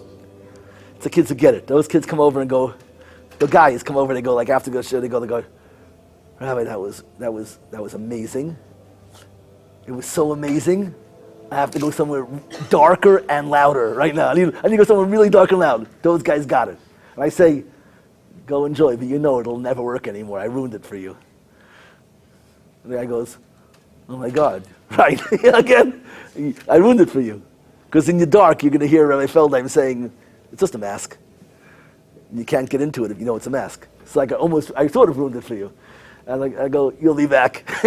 I'll see you next Tuesday. I'll be here to ruin more of your life until I save you for good. Okay? And then whatever. That's what happens. I'm not a joke. I'm telling you really how it plays out. Truth is, but the searchers, and it's a cool thing about us, the Jews. Truth can ruin your party. It's not real. But the rest of the world doesn't have. But for every group, when I say that, there's always 3 kids. Usually the most inappropriately dressed people with the most body piercings and tattoos. The ones who have already made life-altering commitments to their poor decisions. They will come over and I go, what do you mean talking about? I go to the club, I love the club. And then you say, really? And everyone gangs up and go, no, I go for my friends.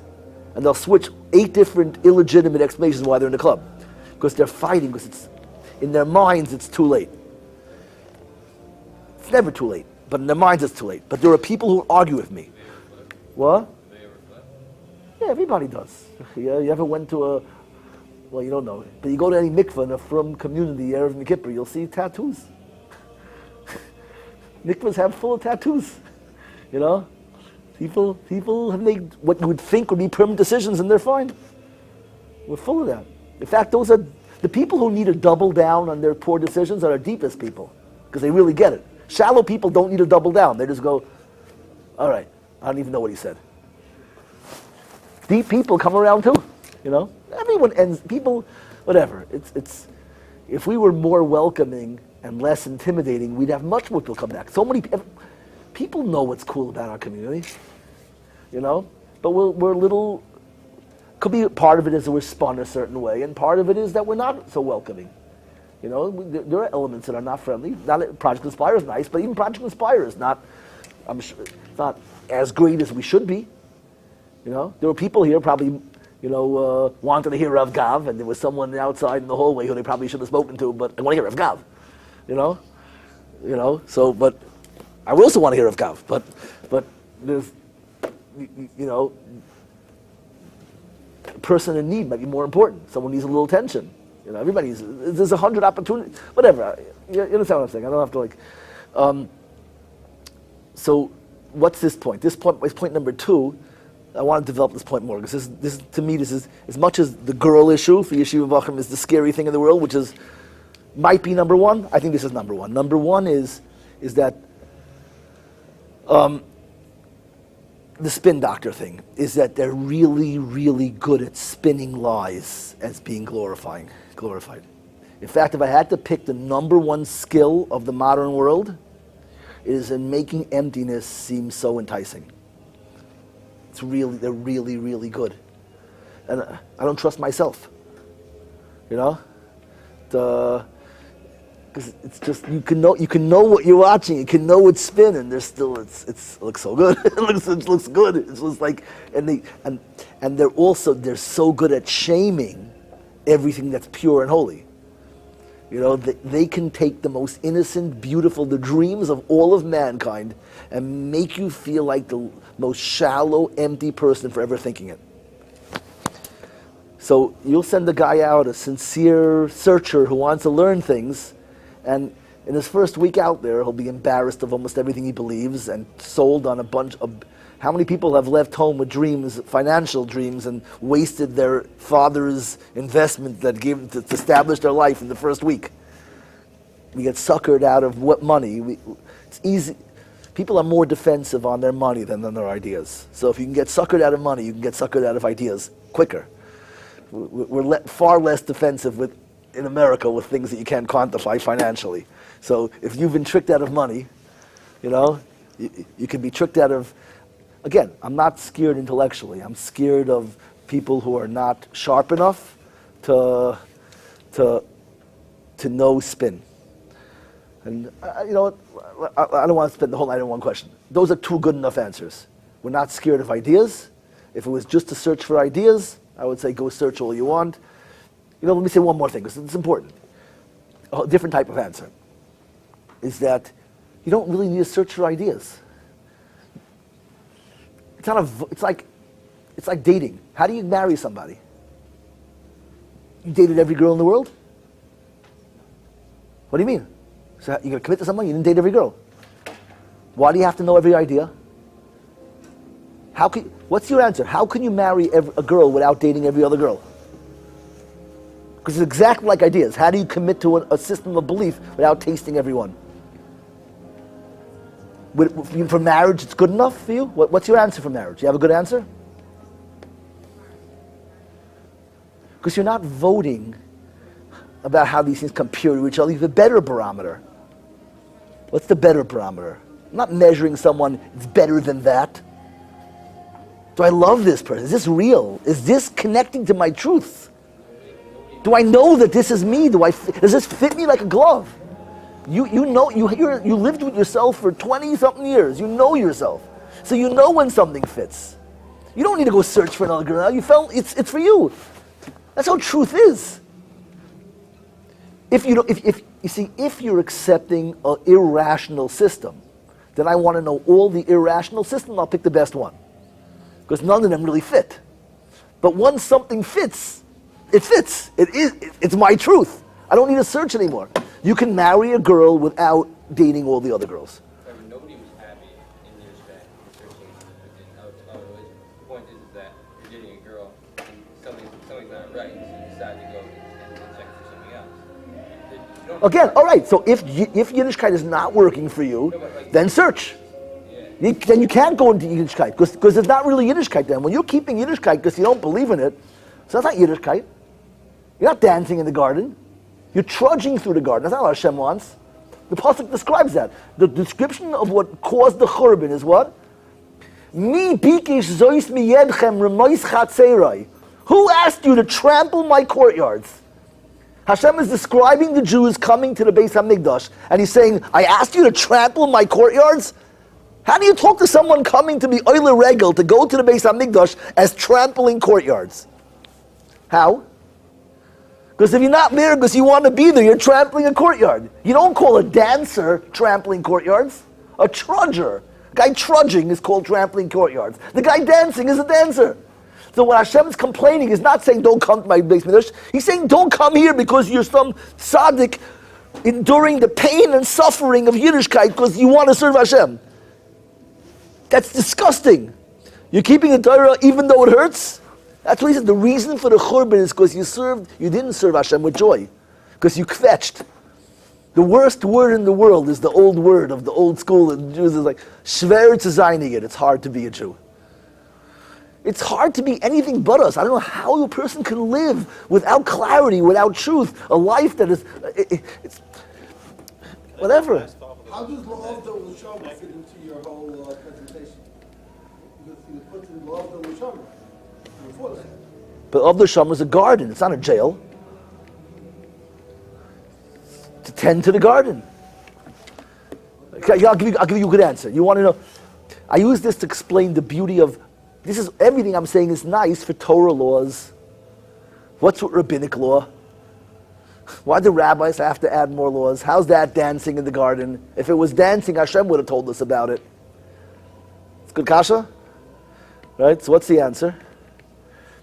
The answer is, if you have a really good kid and he works really well and he's a hardworking kid and he finishes school and you don't know what to do for him. He's like, he has bad friends and he knew how to he always partied and he stayed home, he controlled himself and he did what he had to do and he studied and he overcame obstacles, he kept his eye on the ball, he treats everyone with respect, he's the dream kid.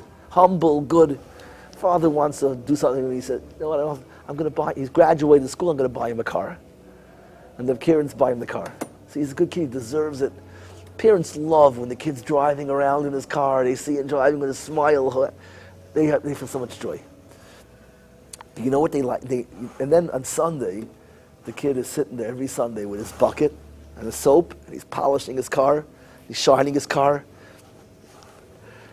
What does the parents enjoy more? Watching their son drive, don't answer so fast, think about it for a second. What do the parents enjoy more? Watching the kid drive the car or watching the kid polish the car? Why? Cars are made for driving. Why would polishing be more joy? Can you explain why? Show them how much he enjoys the present. Right. So Hashem enjoys the rabbinic laws even more than Torah laws. When we're keeping Torah law, Hashem says, wow, they're driving my car. I'm so happy they're happy. When he sees us polishing the car on Sunday, putting on protective sealant and armor all and all this, he goes, wow, they really get it.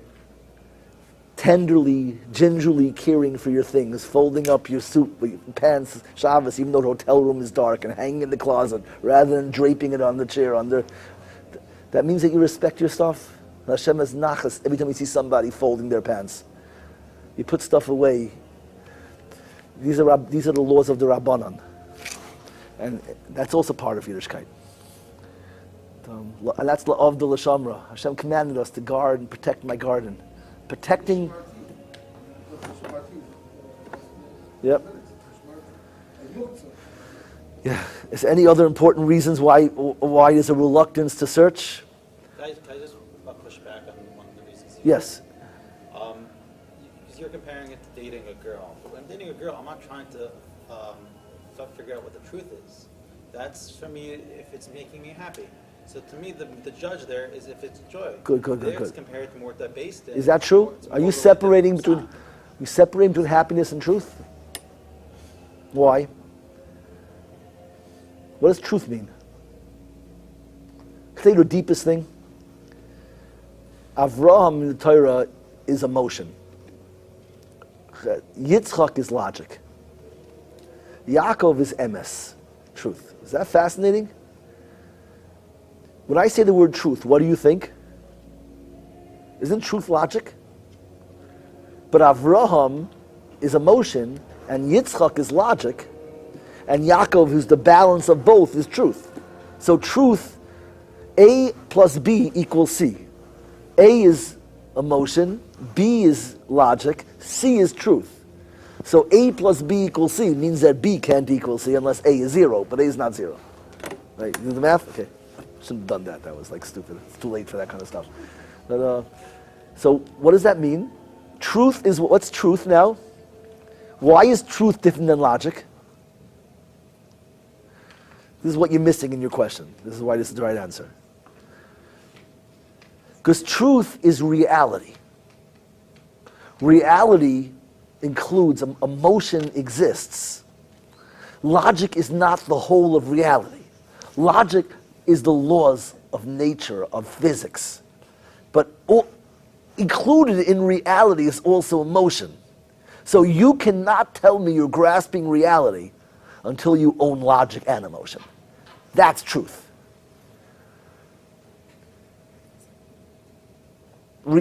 forget, you're processing, so I'll help you do it slower. Reality is logic and truth, logic and emotion, because they both exist. So then skip the word truth. Reality. Emes is reality. Okay? Emes is reality. Happiness is reality. Same thing. So therefore, it's the same thing dating. Truth, the experience of truth is living in sync with reality. That's what a marriage is. It's just real. It's my truth. That's what love is. I would say that dating is neither truth nor reality. It's just the emotion. It's just because I don't care about the other. Who cares if it's true? It's not. Oh, you have to. Is it? I mean, Again, that in the way you asked it, it's because you're reverting again to truth being logic. When you think of truth as reality, you wouldn't say that. You have to reframe the meaning of the word truth in your mind to reality. And then you won't ask the difference between, if emes is reality, then you won't ask questions, why is love different than emes? Because love and reality are going to be one this thing. We're together, we're one, we're intimate. There's no barriers. We're on the same page, we're connected. The relationship is real. I don't know, you could now erase the word relationship. And you didn't say anything less. It's real. It's real. Okay? Yeah. How can you want to be happy for someone or for the simple while still waiting for their own? Could someone pass it forward? It's like you like a telephone. I didn't hear it, so I need someone in between to move it 3 rows up. We'll move it 3 rows at a time. How can one be happy for other people about like suicide and stuff and they're still waiting for their own? Okay. Well, you want to answer? What are you raising your hand? I want to share. I would tell you, I would love it, but you're not on the camera, so it's going to be ruined the whole. We're being videoed, so. I shouldn't share. Or you could come sit up here so that they'll hear you, because otherwise it's going to be dead spot on the camera. Okay. First, repeat your question so that everybody hears the question. First, you asked a very. First, ask it. First, So, your name. What?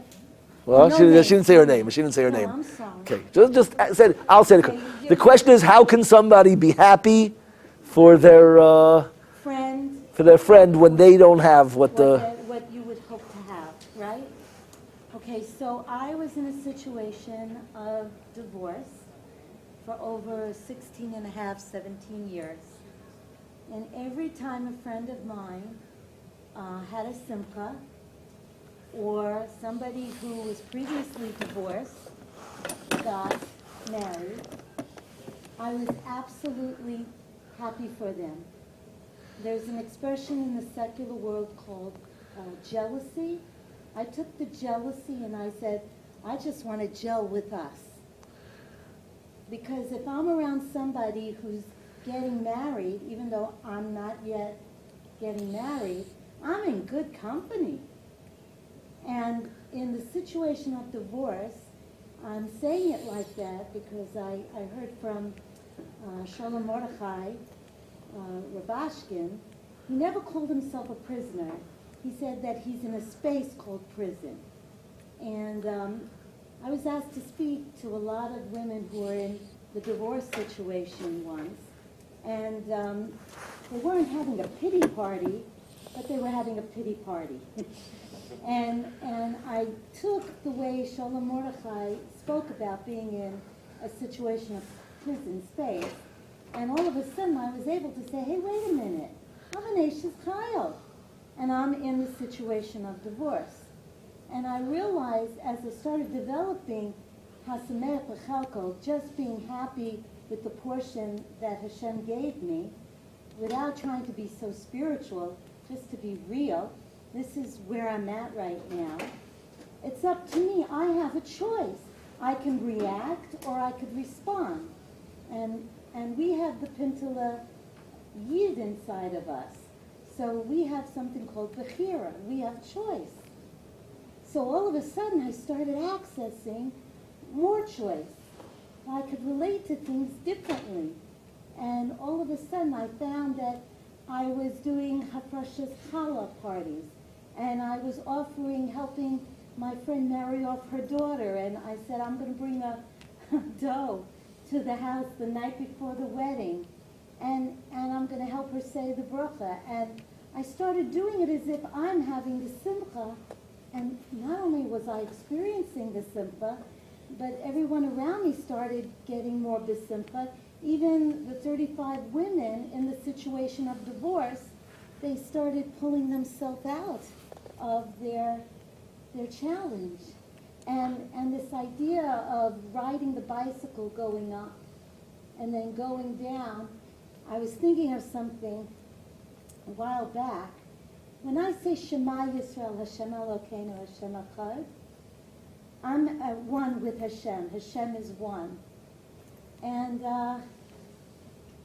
I wasn't always aware of halacha. I became aware of halacha 29 years ago.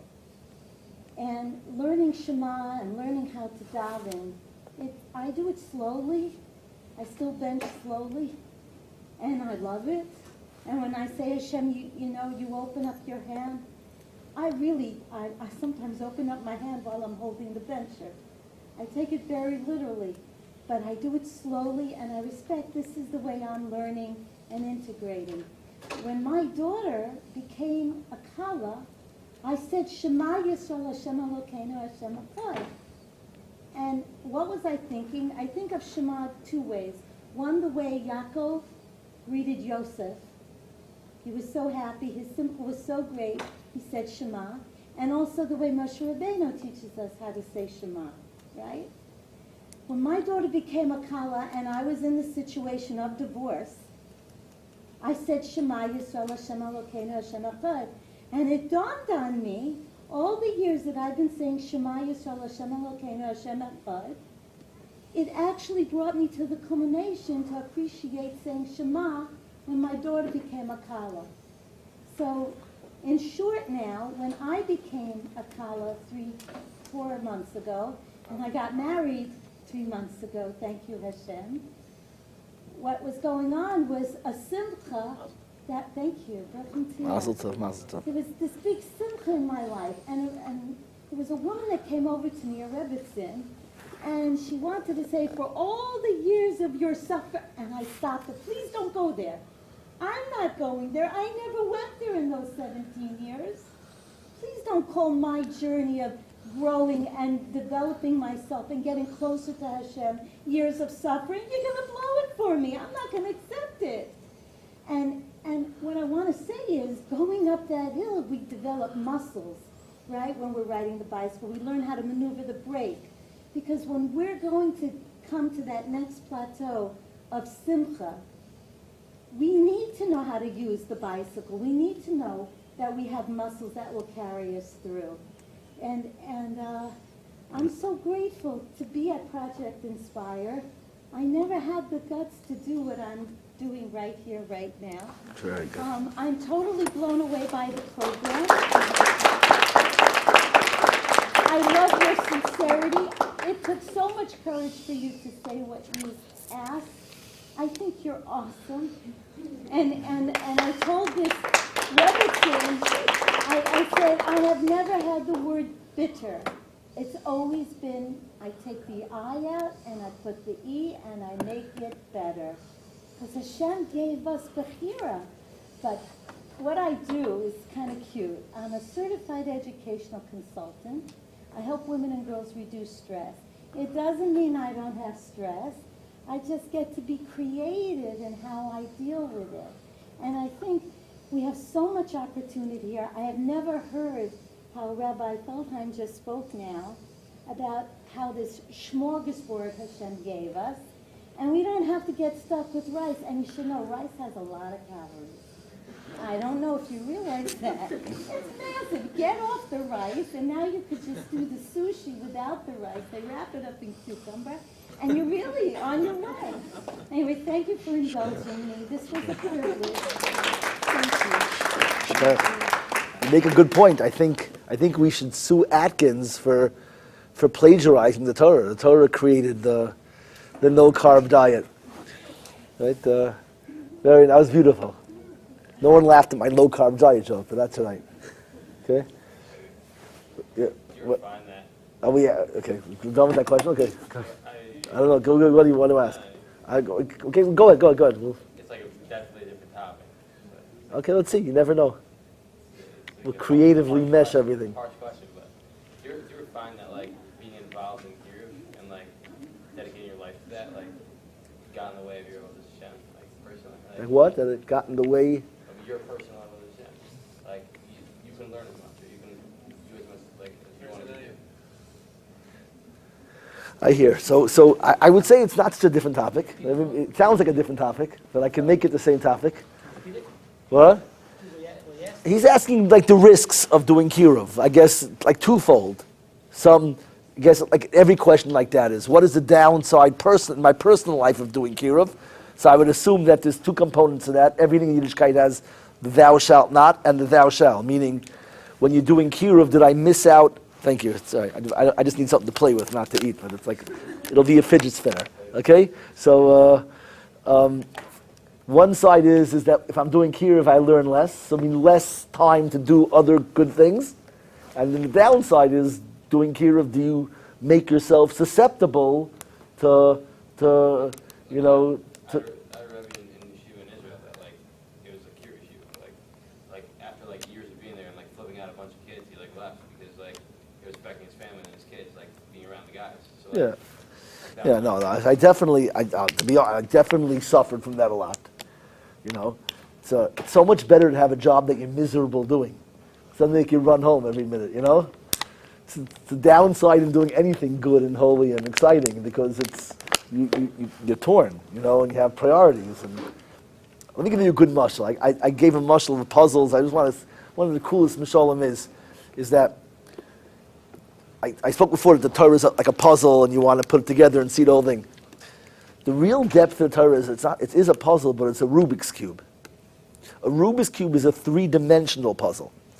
Because, like, you can do the green side of a Rubik's Cube perfectly, but ruin the yellow and the blue.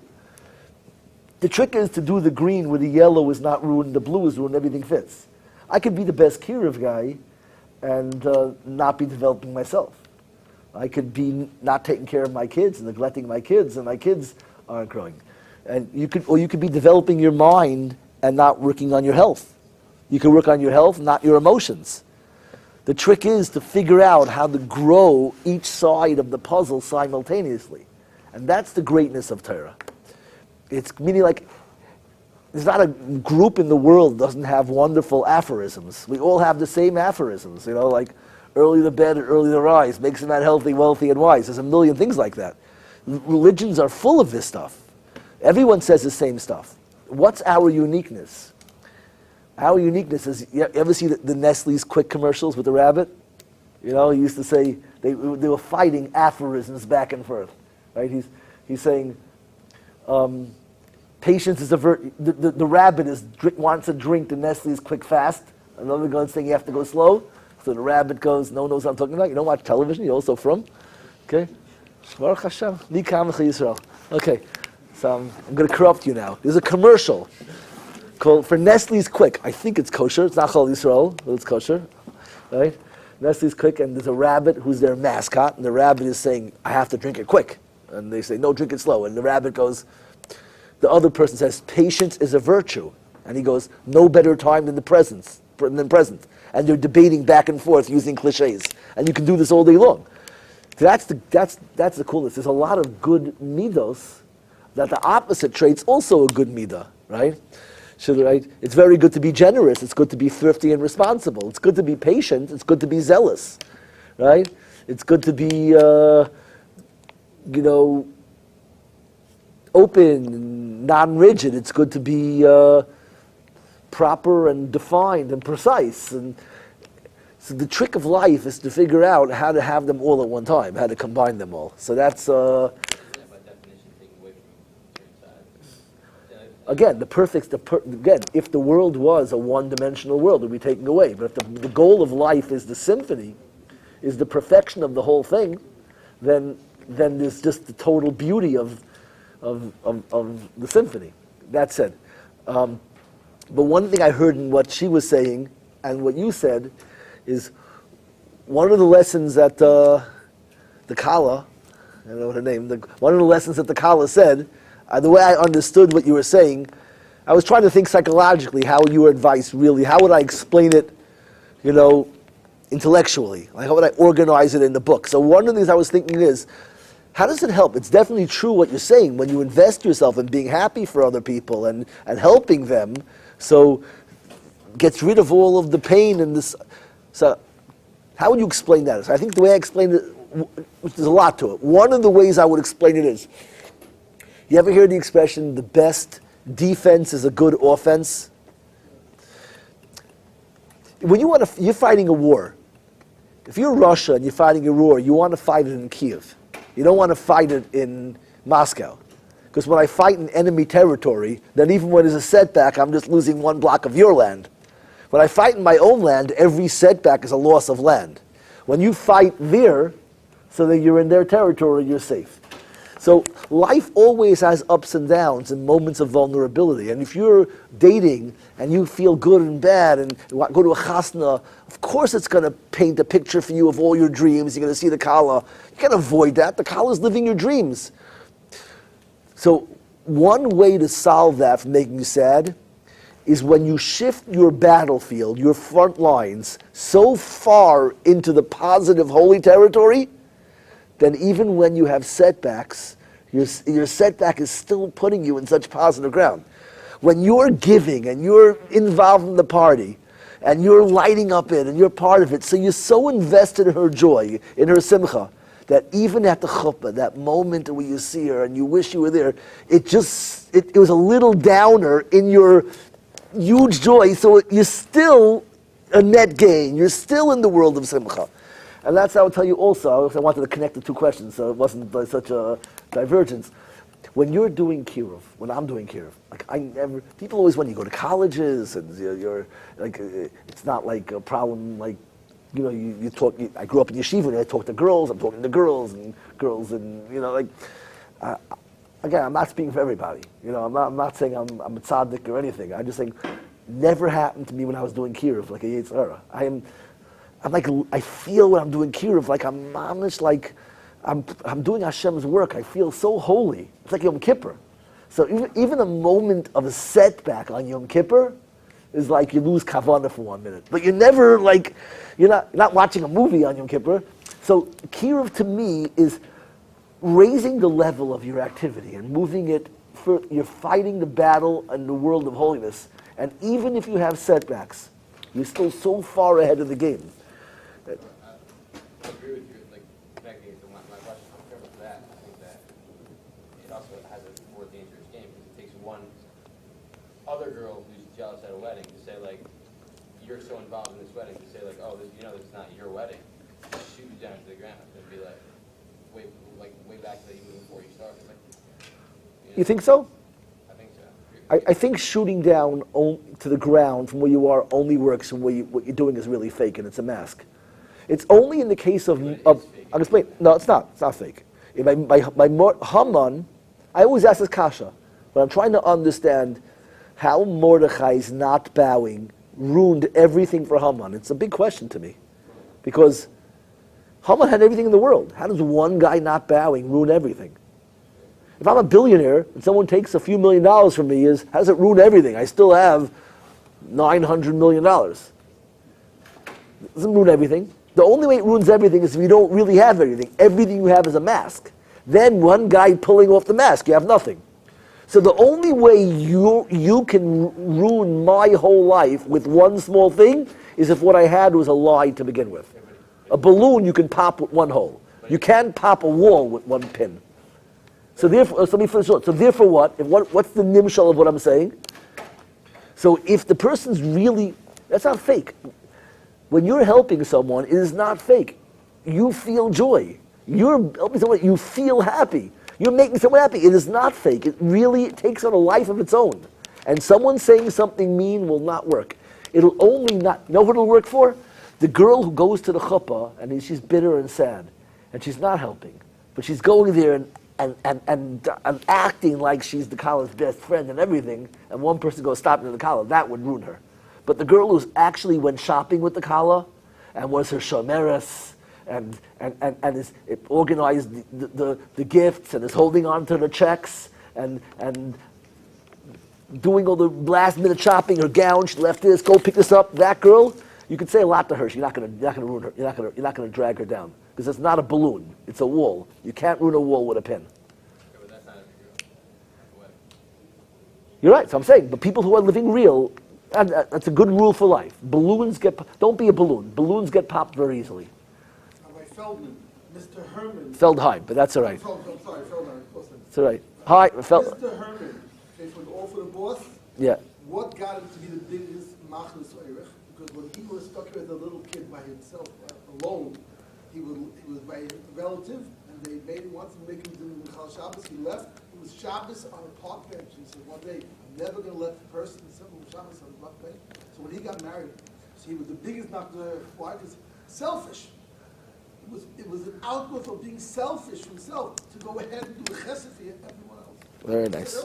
Okay, very beautiful, beautiful, very good. I hope you got it on the tape. Back on that, the night of the wedding, when it's your best friend's wedding, you can be very, very, very happy because of everything you did leading up. What are tips to help you? Okay, so what we talk more about this is very real. I didn't, what?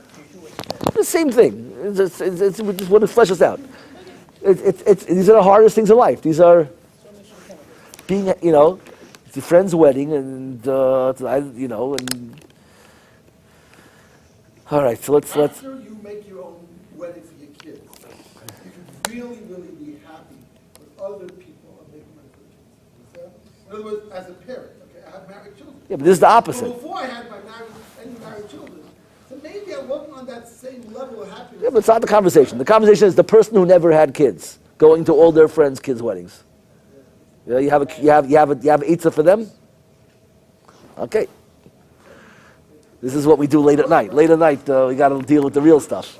No, let me do it. Miller, I just read Rav Miller on this. Rav Miller just was an act like this. Because Baruch gave that couple, without children, to serve Hashem in their capacity. They could do other things. What do you want to? All right. In his Okay. words, what do they want to have children? They want to have dolls? This is Rabbi Miller's words, not my words. In other words, we want to serve Hashem.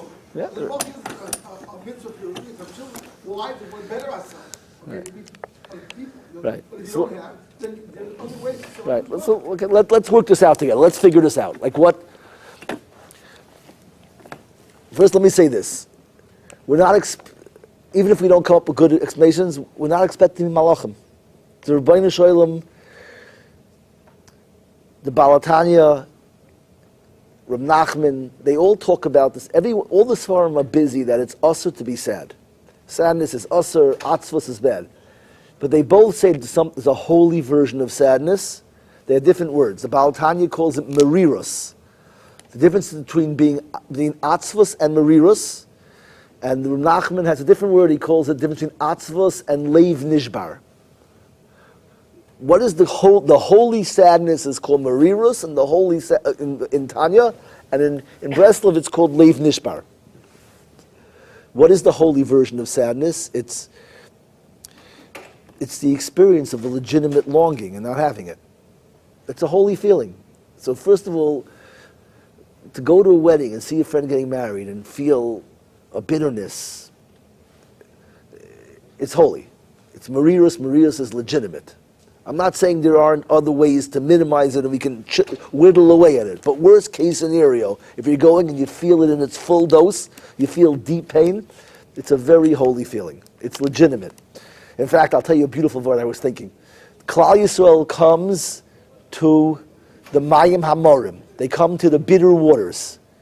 And what's the Eitzah? What do they do but a Mayim Hamorim? What does Moshe do? He throws in a tree, right? And the water gets not bitter. How do you explain that? So how do you define bitter? To me, the definition of bitter is the feeling you feel from the frustration of not being able to, holy dreams, good things that you wanted, when it's something good and you're frustrated. Right? Someone doesn't have kids and they want to give. They have so much to love. There's a bitterness. It's the feeling you feel in frustrated dreams. It could be jealousy too, but it doesn't have to be jealousy. I could be happy for her. I'm just sad for myself. Right? Jealousy would be an addition to bitterness. Right? But even if you have no jealousy and you accept that Hashem has enough shidduchim for everybody, so her getting a shidduch doesn't ruin mine. Jealousy means I wish I had what she had. You could have it, so nothing to do with her. Bitterness is that forget her. I want it too. Right? Chazal say it's a good thing. Kol odom nichve mechupasei shel chaverei. Every man is burned from his friend's chuppah. And the Ramchal says, Ein zeh mitam hakina. This has nothing to do with jealousy. This is a holy thing. Is that you see something desirable and good, of course you want it. You're supposed to want it. Marirus is holy. Bitterness is holy. What's the answer to the bitter waters? If the definition of bitterness is I have so much to give, I don't want to spend my life without using it. I want to give. I want to be me. I want to give. If that's bitterness is that I need to give it. I'm not giving. I don't have a role. So what's the cure? You see bitter water. How do you cure bitter water? What's the goal of water? What does water do? What? Nourishes. So if you see bitter water, it means it's not giving. So what do you do to the water to cure it? Throw it a tree. You hear it? Throw it a tree. Throw it a tree. No, throw it a tree. Throw it a tree for now. What does that mean, throw it a tree? You have to be a little poetic. If the definition of bitterness is that I want to give and have nobody to give to, I want to nurture and there's no one to nurture, right? So you see water that's bitter. What would be the bitterness of water? What does water want to do? Nurture a tree. It wants to nurture a tree. So you see water that's bitter, it's frustrated, no one to give to. Throw in a tree. You see a bitter girl, what do? Throw her a chassan. You see a bitter guy, throw him a kala. The tree was bitter and the water was bitter. He wants to be a husband, she wants to be a wife, so what do? Right? The lesson is though, you don't throw the water to the tree, you throw the tree to the water. The chassan has to go to the girl. Don't make the girl go begging to the chassan. Okay, you understand? Alright? Well, let me say, there's a lot to say here. I'm just getting started. I don't want to get sidetracked. What? You agree? Throw with the whole thing. The last part you heard? The guy should be thrown to the girl. You see the beautiful lesson? He didn't just dive in for the water to become sweet. He had to do an action. Like, he didn't just dive in. Yeah, don't that. It's not. What about when they tell you that, oh, you're waiting for Yeshua? You're going to be Mesameh and you're going to be Mevater? That's when your Yeshua is going to come. You can go with that answer. Well, they're just saying it in a magical way to make it a little more. People, it's not sugarcoated. It's that but people like magic. People don't want to do the work to do what really has. Really, what are they saying? What's it mean in English? Get rid of the magic. Say it Litvish. If I can't say to someone, if I say to you is, if you mavater, Hashem will send you everything you want. If you remove the magic, you're saying that like you're not married because you're looking for too much stuff. Like look for something realistic and practical and get married. Nobody wants to hear that. So I say, be mevater and Hashem will make magic for you and get a prince. Really, it's just a sugary way to say something, sugarcoating the way what we really do here is that people. Okay, but I'm not here to give. I don't want to give mussar. I have my own disaster stuff to deal with. I don't need to give people. So let me just say this. Where were we? Okay, so. Advice on how not to do this. So the first important things is first to know that bitterness is holy. Bitterness is because it's first of all it's truth. There's something. What's the alternative to being bitter? There's a few alternatives. What's the most common alternative to being bitter? Is what? That's a good answer. Truth is, I'm asking the wrong question because there's too many good answers to this question. But the anger is not. Anger is maybe the second most common. What's the most common answer? I don't care. Is whatever. The word whatever. Whatever is the worst word in the world. It is most people's answer to all problems. So stop caring. That is the worst possible answer. So if I would define, see, that's really Purim. That's Amalek. Amalek is mikra, randomness. The word that what does mikra mean? Why is it a pur, lottery, rolling the dice? It's all about whatever. Whatever is the modern way to translate Purim. Purim is the war against whatever. It's to say, the desire is to say it doesn't matter. It's all random. It's mikra. In Purim, whatever is the worst word. So, what's the opposite of whatever? We're not giving you yet what you want. So what's the opposite of whatever? It's bitter. Bitter is the holy version of whatever. I still don't have it, but I didn't say whatever. I'm still dreaming and it still hurts. So first of all, the ability to feel close to Hashem in bitterness. Bitterness is unbelievable closest to Hashem, and don't feel guilty about it, and don't feel like chas v'shalom, like you're doing something wrong. It's one of the deepest closest. You'll be able to accomplish more things with. The problem is when people feel bitter, they think they're Russia. They think it's bad, and they can't approach Hashem with their bitterness because they think they're like being kafei toiv and not having emunah. So the first thing is to embrace bitterness. Bitterness is not atzvos. You can't approach Hashem with atzvos. It's the coolest thing to approach Hashem with mariras. You approach Hashem, Hashem, you made me to be a mother, you made me to be a wife, you made me to be a chassan, you made me to be a father. Please give me the chance. Please, I want it so much. Say those words. It's don't be afraid. Mariras opens doors that nothing else can open. That's number one. Number two is, at the same time, mariras is something very good between you and God. It is not good anywhere else. Nobody wants to see mariras. And unfortunately, a lot of older guys, they mix the guy they're dating up with God. He doesn't want to see your mariras. It's just an important advice. There's a lot of reasons to be bitter. There's a lot of negative experiences. You can't let it affect dating.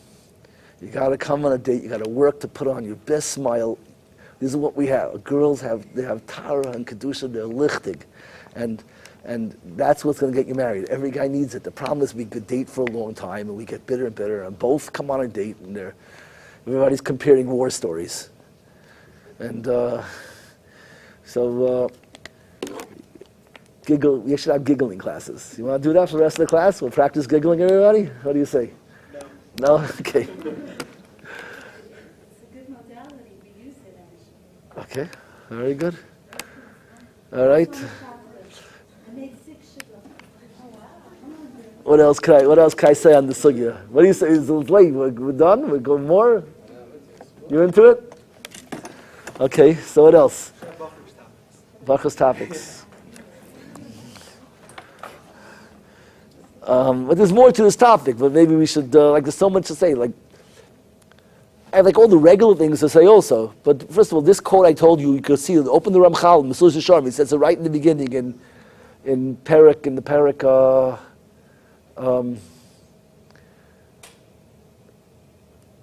still in Zahiras. In Zahiras, it's the Mafsidei Haziras. Whatever, he says, there are 3 things that rob a person from Zahiras.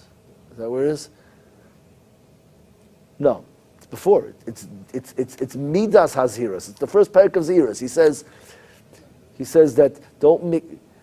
Whatever he says that Kol Odom, it's a Chazal. Kol Odom Nich Nichavas Hashem. Everyone is burnt from their friend's chuppah, and he spells out it is not jealousy. It's holy. You're supposed to be burnt from you. He's dividing people into 3 levels.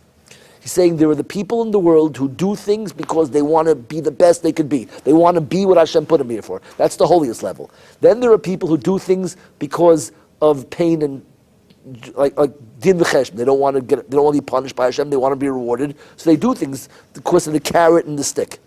And that's the middle person. Then there's the lowest person who's driven by jealousy. He doesn't want people to be higher, and that's what motivates him. He doesn't want people to be bigger than him. And he gives answers. The way he describes the highest level is this quote. The highest level is Kol Odom Nichel Nichvas Al Shaverei, that you're burned by your friend's chuppah. You see someone doing something great, and you want that too. That's Kaddish. It's the highest level. That's bitterness. Okay? So just know that bitterness is a big dveikus. What? Okay, life is for grown-ups. Yeah, everything's. Yeah. Everything's a slippery slope. Well, we're going to grow. So you're a capable person. You could deal with something dangerous once in a while, right? You always wear a seatbelt. You're not wearing a mask. It's dangerous, right? Okay, very good. Okay, so right, we're expanding our no mask mandate to include shidduchim, right? Right, take a risk here and there. I definitely agree with that also in some sense. Like at the end of the day, you don't want to walk around being bitter. Like, oh, Feldheim said it was a schmuck to be bitter, so like I'm gonna be bitter about it. Like, Yeah, so I separated. Bitterness is between you and God. Bitterness is not with the people. Bitterness is the feeling, right? What? It's not depression. It's not depression. Bitterness is another word for longing. It's the description of longing from the position of lack. Then, that's number one. Number two is, what else? You know, if you're on maybe this is going to sound like too regular, but it's a start. I'll get a little deeper into it in a second. But the regular way sort of is, if you're on a bus, right, and the bus is going on a route, and are you jealous of every single person who gets off at every stop? They got off the bus. But you know it's not your stop. You know you have a stop. You know the bus has been doing it for a while. It stops at every spot. Everything. You're not jealous. Every guy gets off. There's spots because you know you have a spot. So if we're bitter, if we're having a hard time when I haven't gotten to my spot yet, it's because you're not convinced that the bus driver knows the route. It's really an indictment of the bus driver. That's the problem. So now the question is, but it's not really. So that's the little cheap thing to say. You don't trust Hashem, and that's why you're scared. A little bit it's true, but it's a little deeper. Because you could trust Hashem. You know what the problem is? Let's say you trust the bus driver. He's a really good bus driver. So why would you still be worried? When everyone's getting off, he might not drop you off. Is there any other reason, if I trust the bus driver, why I'd be worried when everyone else is getting off? How come he's not stopping in my spot? What? I might close. What? Okay, that's nice too. The loneliness, that's legitimate feeling to be a little bit lonely, but other people would call it have a little privacy finally. There's different ways to see loneliness. It's only lonely when you think it's permanent. When you realize it's for a short time, you go, Baruch Hashem, I can do my needlepoint, whatever it is that people do these days. I don't know. I'm living like in 1970. No one even knows what needlepoint is anymore, right? My mother used to make me yarmulkes like that. Like today, I'd be like thrown out of Call Yourself wearing one of those yarmulkes.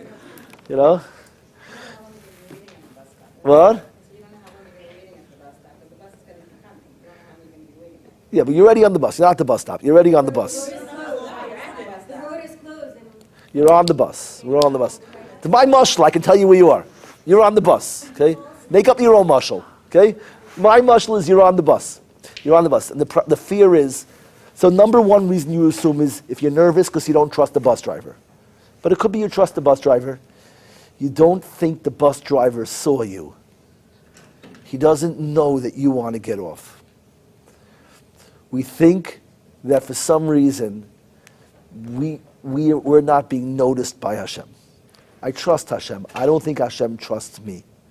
And we feel guilty, and it's that guilt or that shame that causes me to be nervous. That's for most people, that's their real problem. Whenever they get nervous or scared, it's not that I don't trust Hashem. I trust Hashem. I just think that Hashem, whatever. Hashem knows who I really am. He knows what I did. He knows what I thought. And that is the biggest problem in the world. The biggest problem in the world is thinking that somehow that Hashem, you can lose Hashem's attention. And you can lose Hashem's compassion. It's the most common thing in the world, but it's the saddest thing in the world. There's also a different side. I feel talking to someone like they were like, I'm not afraid that what I want isn't part of the plan. Like, I'm not afraid that God's not doing what the greater good is. I'm afraid that God is doing what the greater good is, and what I wanted within that is not part of the greater good. So That's good if you want to do something bad. When you want to do something the Torah says you should do, you're never going to feel that. We're talking, this shmooze is about getting married and having kids. And that is Hashem's plan. So you can't answer that that's Hashem's. Why is Hashem altering his plan for me? Must be that I did something. I got lost in the shuffle because I'm guilty. And this is the root of most Avodas Hashem. In Chassidus, this is like the biggest sugya. The biggest... To solve that, if you find something in your life now, hashgacha pratis, then that will put you into a different mindset. Oh wow, this is hashgacha pratis happening right now. Obviously, Hashem's watching over me. If Hashem's watching over you this aspect, it obviously is. That's good. That's good. But when you're in that matzav, it's very easy to dance out of every hashgacha pratis. There's a million answers to hashgacha pratis, cynical answers. Yeah, you know. What happens to the person on the bus and It's very hard to get yourself out of this rut. Once you're in the rut, once you've entertained this is why Adam and Chava hide in the garden. They don't go run to hide right away. They feel busha and they go hide. It's shame that causes us to hide. Shame is the root of all human sorrow. The fear of failure, all those things I said that people don't try, don't hard because I'm going to fail. Where does the fear? I said laziness comes from the fear of failure, right? That's what we said. Let's go one step deeper. So where does the fear of failure come from? Shame. Because I'm not good enough. I'm going to fail because I'm not good enough. Why am I not good enough? Because I did things that made me feel ashamed. And people feel ashamed. The story of the Adam and Chava, every single person feels busha. And therefore the most important thing to work on is busha. Is to feel deserving, to feel like you're a nachas to Hashem. And so how do you do that? I think if people would work on how to feel like you're a nachas to Hashem, and Hashem likes me, it would change most of our things. It would change our attitude, it would change our fear, because the only way you could be scared is if you think Hashem forgot you. And the only reason you think he forgot you is you think you're forgettable. So how do you become unforgettable? So the right answer is to first say there's no one answer. You have to know what your busha is, and we can address each busha differently. The way to get rid of busha is to solve the cause of the busha and undo the busha. But there are other tools. That's a long schmooze. You got to talk to the person, figure out what their busha is, I use mashal. Is what's the crack on the bottom of your tub? Meaning, I can fill my bathtub with hot water, take a bath for hours. If the plug is not plugged in, it'll just drain. We're all doing good things. We all should feel great. The problem is always the plug not about. There's one thing that is robbing me from all of my confidence. Every mitzvah, every tillim, every davening, I'm doing so much good stuff. So why am I still scared? Because I'm still scared Hashem is ignoring me? Why? I'm doing so much good. The only answer is because all it takes is to have the plug out. So what is the crack on the bottom? We have to identify what the crack on the bottom of our tub is. What is robbing me of my pride, my feeling of being full? That's generally dating and like not getting married. No, it's a circle. That's a circular reason. I'm not getting married because I'm missing an edge, and I'm missing an edge because I'm not vibrant and alive and on my game because I feel this. It's all, you got to find the source. The person who's lichtig and confident is, when we say, Habayteach b'Hashem chesed yisayivenu. Someone trusts Hashem, chesed surrounds him. It's not a magical thing. It's people who are vibing, their faces are bright, are happy. Everybody wants to be near them. You're magnetic. Bosses want to hire you. Customers want to buy from you. Shadchanim want to set you up. The people you're dating want to marry you. Rebbeim want to teach you. Talmidim want to learn from you. This is the secret of life, is that confident, glowing thing. It's the most important. So we all have reasons to be confident. So that's not what we're lacking. What we're lacking is we have a crack in the bottom of the tub. You have to identify your crack. So that's the best way, is to plug up the crack, whatever it is. So I don't know anything about girls' crack. I know all the boys' problems. I can tell boys what our problems are and how to solve them, because we're pretty simple. It's one or two problems, and we usually, for most guys, the problem is, again, I'm projecting, but my problem is, I know in yeshiva, Look at every Gemara from every year I was in yeshiva, all my years. The first 2 pages are covered in notes. Good kashas, good everything. And then the 3rd page is cowboys. The 4th page was like layouts of my dream house. And the 5th page, I don't even know where it is. It's gone. It's just missing. And that's a story of every Gemara I ever had. So I learned about Yitzchak Feldheim. He's a nice guy, and he has a good head. He asks good kashas, and he learns for about a week. He has no stamina, and he never finishes anything. And that's what I learned about myself. So, Been doing a pretty good job tonight. one night at a time, I'm good at. You learn that we have no consistency, and therefore, every opportunity that comes our way, we're reluctant. Why are we reluctant? Because I'm going to do really good in the beginning, I'm not going to finish it, so why should I bother starting? So no matter what I do good, and no matter what I accomplish, I'm always going to have this crack in the bottom of the tub. So how do you patch that up? The way you patch it up is you have to, 2 things, patch it up for guys. Shachris b'tzibur, in a makom kavua. You daven every single day shachris, in the same seat, in the same shul.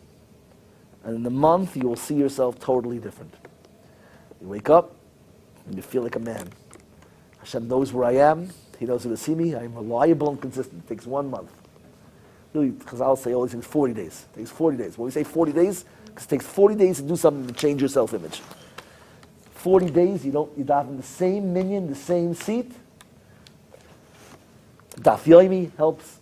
Daf yomi is the same thing. Consistent, responsible. It's not a lamdin, it's not a reshiva, it's humble. Once you start doing something deep, it's already an ego trip. Humble things are about consistency. The guy who learns daf yomi, after 40 days, you feel like a man. You feel consistent. And if you're married, you'll see it in your marriage. Because the secret of losing respect of a wife is to miss shachas. It means she's married to a boy. He's cute, but he's a boy. It's good for a couple of days at a time. I tell guys this is that you start going to shachas. It's so important that she's not going to say a word when you go to shachas because it's too exciting. And she doesn't want to tease herself. So the first week, she's not going to even acknowledge that you went. It'll be like, we're not going to talk about it. It's too awkward. It's important, but we don't want to talk about it. Because you're just going to stop. It's going to hurt me. The first snowstorm, and she wakes up, and she hears, it's dark outside, and she hears the shovel in the driveway, digging out the car to go to shul in the morning. It's the first time her heart starts to beat, like maybe something real is happening. And she gets excited. But she still can't say anything because it's just, the more excited, the worse it is if you like teasing her. 3 weeks later, by the second snowstorm, he's still doing it, and she hears the shovel again. You come home from shul, there's going to be waffles and scrambled eggs and pancakes piled up. It's like you started from scratch again. Because you built the image of a hero. The image today of a man killing a dragon with a spear to get the princess, what's that dream? A girl feels like a princess when a guy's went to kill a dragon for her. So what's the equivalent today? Equivalent today is a guy wielding a shovel in the driveway fighting the snow. And that's the modern hero. And his wife feels like a princess when she hears the shovel scraping the driveway. Unfortunately, in most cases today, the wife is sitting there, looks over, and the husband's still sitting there banging the snooze button, even if he's still setting the alarm clock. And what does that say to her? What does she hear? Why do women get so upset or feel deep down so upset? They won't even say it because they don't believe it'll ever change. Why is it so upsetting? Because the same way when a man goes to Shachris, what's the translation? My wife's a princess. You go to Shachris, she hears, wow, I'm inspiring. He's killing dragons for me. When you don't go to Shachris, what are you saying? She's a dud. She's not a princess. That's why they get upset. It's the biggest insult in the world. You're robbing her of her entire femininity when you miss Shachris. Now, he doesn't chop this. She subconsciously doesn't chop it, so no one knows how big it is. But if people know how big it is, they can understand the dynamics of their lives.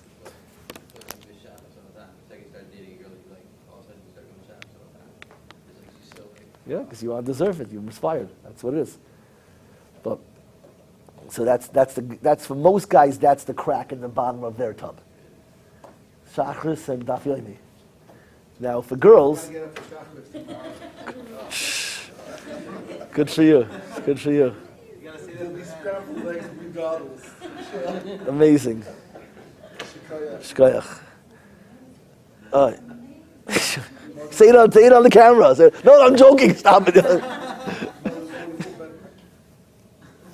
Very good. You know what I want to say is that you were able to stay on track. So even in the midst of my journey, trying to share it, you helped contain it and make it very practical. And you know who you're talking to, too. Okay. And I respect that greatly. It was a very big learning experience. And thank you for letting me take the risk to possibly be a little successful with being more connected to myself and Pleasure. Hashem, and possibly inspiring everyone here to be connected to themselves. And that's happiness, by the way. It's not the American dream. Happiness, to me, is an inner contentment. And inner contentment is really just being connected to who we really are. Shkoyach. Thank you, thank you, thank you. Go have me in mind by Shachris. Mitzvah Hashem. I hope there'll be a second minion. This is 7 and 8, maybe 9. 9. There'll be a 9. 9. We're on for 9. We're on for 9. 10. 10. I hear. I hear. Being single, because that's where Hashem wants you right now. You're doing chesed, you're doing your job, you're helping so many people. Why does it have to be, a lack in trust and a lack in, like, the things you're saying? Maybe you're questioning Hashem, that he's missing out on you, as opposed to being more positive and having the positive attitude. Wait. I got lost. Wait. No, say it again. You were saying good. I'm just my brain's a little foggy. Say it. You were saying that people think that they're single for so many years Because- we think that Hashem forgot us. Right.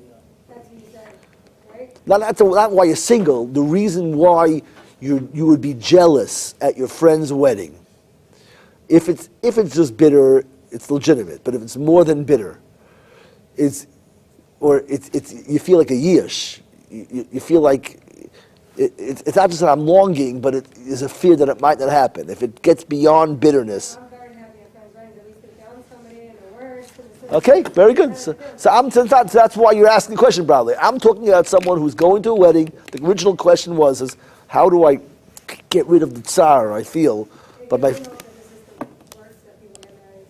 right, so it's hopeful. Right, but I was thinking the same thing, like, that's what society is so into, like, oh, you have to get married, so this. Why can't it just be like, this is not your right time, and society should just be okay with that, like, looking at single people and being like, they're complicated. That's what everyone. That's right. That's a good answer. I mean, everybody who gets married late, they wish they would have known the date they're getting married. They would have had so much fun along the way. Right, so that's why we're trying to have fun with them. You would have. I mean, fun, deeper. You would have enjoyed the journey. No, so why can't we change society? When you know Hashem. Like, you're gonna have enough bitachon and this and that, as opposed to thinking that all my married friends have so much bitachon and emunah and so much trust in Hashem. What? I don't want to get the last part. We'll say, do it again. Do it again. I'm sorry. No. Say it. Be have rachmanis. Do it again. Well, what you said? You heard what he said?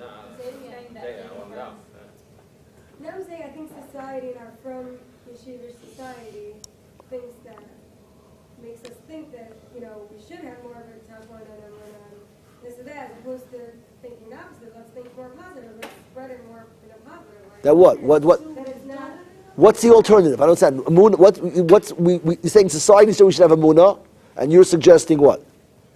You guys understand it's not a negative thing that you're not married. This is the Well, what do you think a munah is?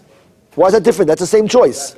they should have more emunah that, don't settle, stop giving everybody advice because they should have the same emunah. Just because they're married doesn't mean that they should. I mean, the other people are telling you stuff because they think you're suffering. Other people are insecure in your singleness more than you're insecure. Okay. All right. Okay. Okay. Very good. That's a very fair point. Very point. Anyone who's treating you like you're panicking when you're not panicking, it's right. I have a school for you. Okay, go ahead. Right. Wash and bench 7 times every Kippur. So when you come to Conan, you're like buckling over with heartburn. So watch him. You're gonna have to have a breakfast this year. You're gonna be all right. It didn't work. All right. Bottom line is don't care about it. But if you laugh at it, Right. and you're enjoying it, you're good. Right. And you're accomplishing it. But what's the girl's version of the crack on the bottom of the tub?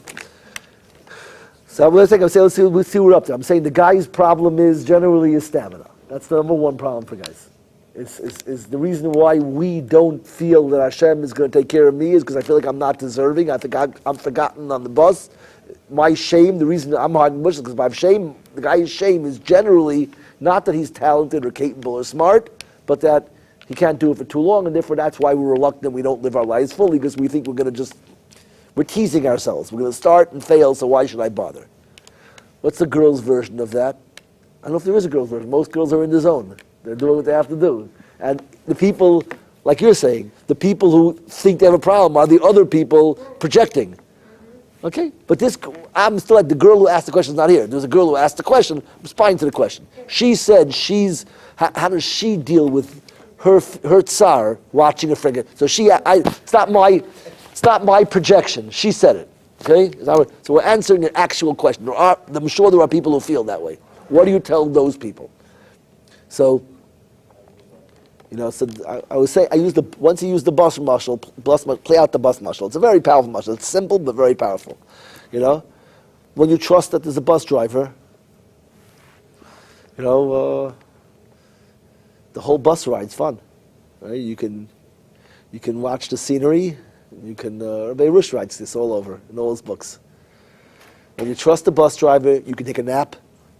You can watch the scenery. You just relax. When you don't trust the bus driver, the entire trip is like holding on to the seat in front of you. Every turn, you get to your destination worn out, drained.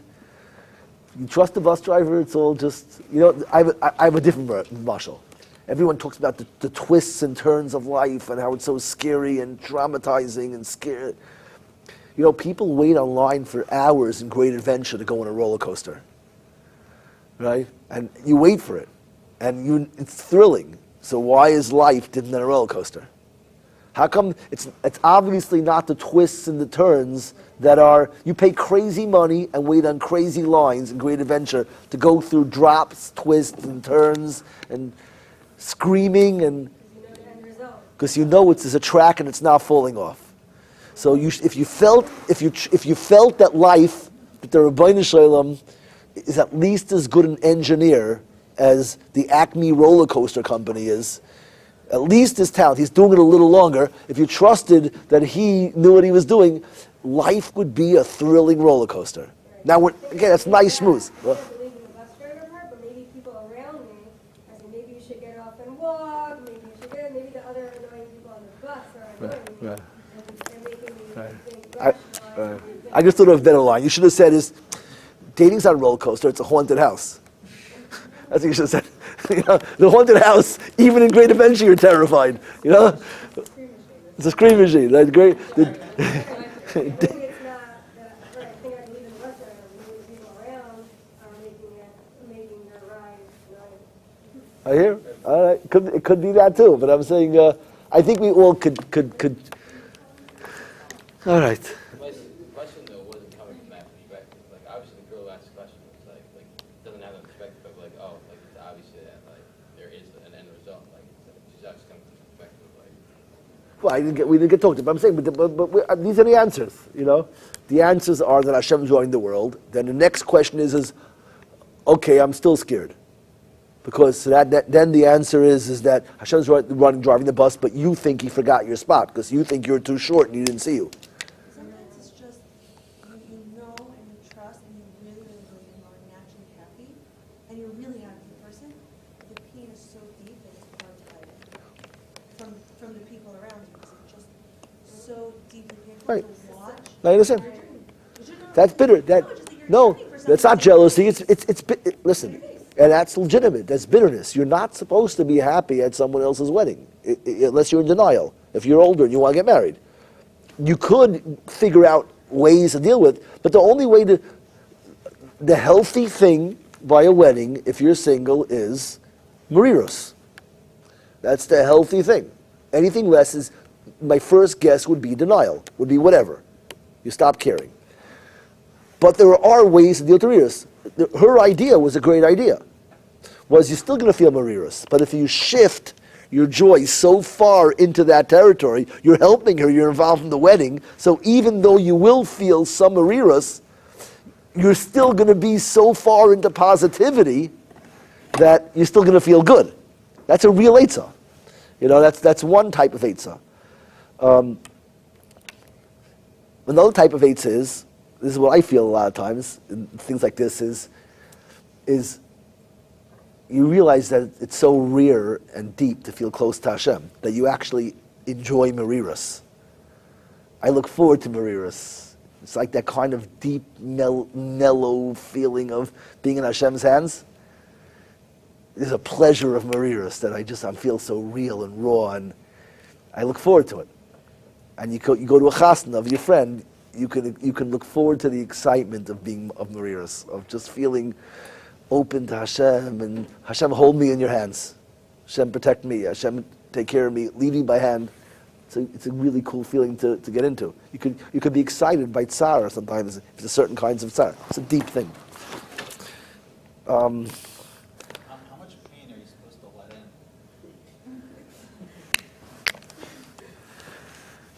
in? Different kinds of pain, right? Atzvos, you shouldn't let any in. What? Atzvos, sadness, you shouldn't let any in. Mariras, you could let in. This is Now, when you're mourning, what? if you're mourning someone, that's supposed to be. Again, mourning could be mariras. It could be the loss of my relationship with that person. It's real. Mariras is real, is the embracing of a real loss.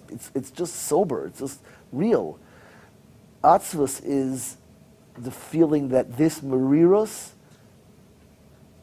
is invading in the rest of my life. I'm coloring the parts of my life that are not missing by the part that I am missing. That's where you draw the line. I think that's the main. The line is drawing conclusions to the rest of your life from the legitimate feeling of loss. Say that again. Is drawing further conclusions of negativity in your life based on the experience of this loss, allowing this loss to overflow its boundaries, which is irrational. I have loss. The fact that I'm not just because I'm not able to, and I haven't had a child yet, and I haven't been able to take care of my child, doesn't mean I stop being a good Baal Kairei. When I go to shul, I shouldn't stop laning. People love my kriya, whatever it is. I draw beautifully. I made monograms with my friend's chasna. I didn't lose my skills because I don't have a kid. You're missing something. You can embrace legitimately your tsar and feel the bitterness. But when that starts to ruin things you do have, that's atzvos. It's just reality is holy, not reality is not holy. And denying pain is also not real. But there's something called not to mariros. There is a way to deal with mariros that's positive, and that is the roller coaster. To understand that Hashem is putting me through this, it's on a track. He's not delaying my gratification just to tease me. There's a benefit in it. You have to understand that's the cure for mariros. Even though mariros is good, the answer to mariros is that, okay, I'm allowed to feel the feeling of loss. But why is Hashem not giving me what I want? Why not? I know I'm allowed to feel the tsar, but why am I feeling? Why is Hashem not giving it to me right away? So the answer always is that something better is going to happen because of this. Hashem wants you to develop something that's going to be built in this. Mariras can deliver things to you. There could be other benefits of delayed thing. You know? Maybe he wants you to have a more mature chassan. He doesn't want you to marry. You can't deal with marrying a boy. You need a guy who's been around the block a few times. Right? Somebody who's disciplined, is already who knows what. But usually, so another way to deal with even mariras, which is legal, is to realize that it's like there's a cure for bitterness, which is called bittersweet, which is to realize there's a sweetness in the bitter, which is that not only is the bitterness itself a legitimate emotion and a holy emotion, it's also sweet when you know the delay, that in the delay something's happening. You know? I'll give you a simple way to picture it. You want to get married, and you get delayed, and then it's COVID, and they shut down the halls, and then you realize that, you know what, but it's delayed till April or whatever, June. I can have a June wedding. I always wanted a June wedding. And it's going to be an outdoor chuppah. It's going to be all that. And then all of a sudden, the mariras of delayed is a bittersweet, because there's a mile why it's delayed. And it was worth delaying for something positive. And that's a pretty lame thing that you're going to have an outdoor chuppah.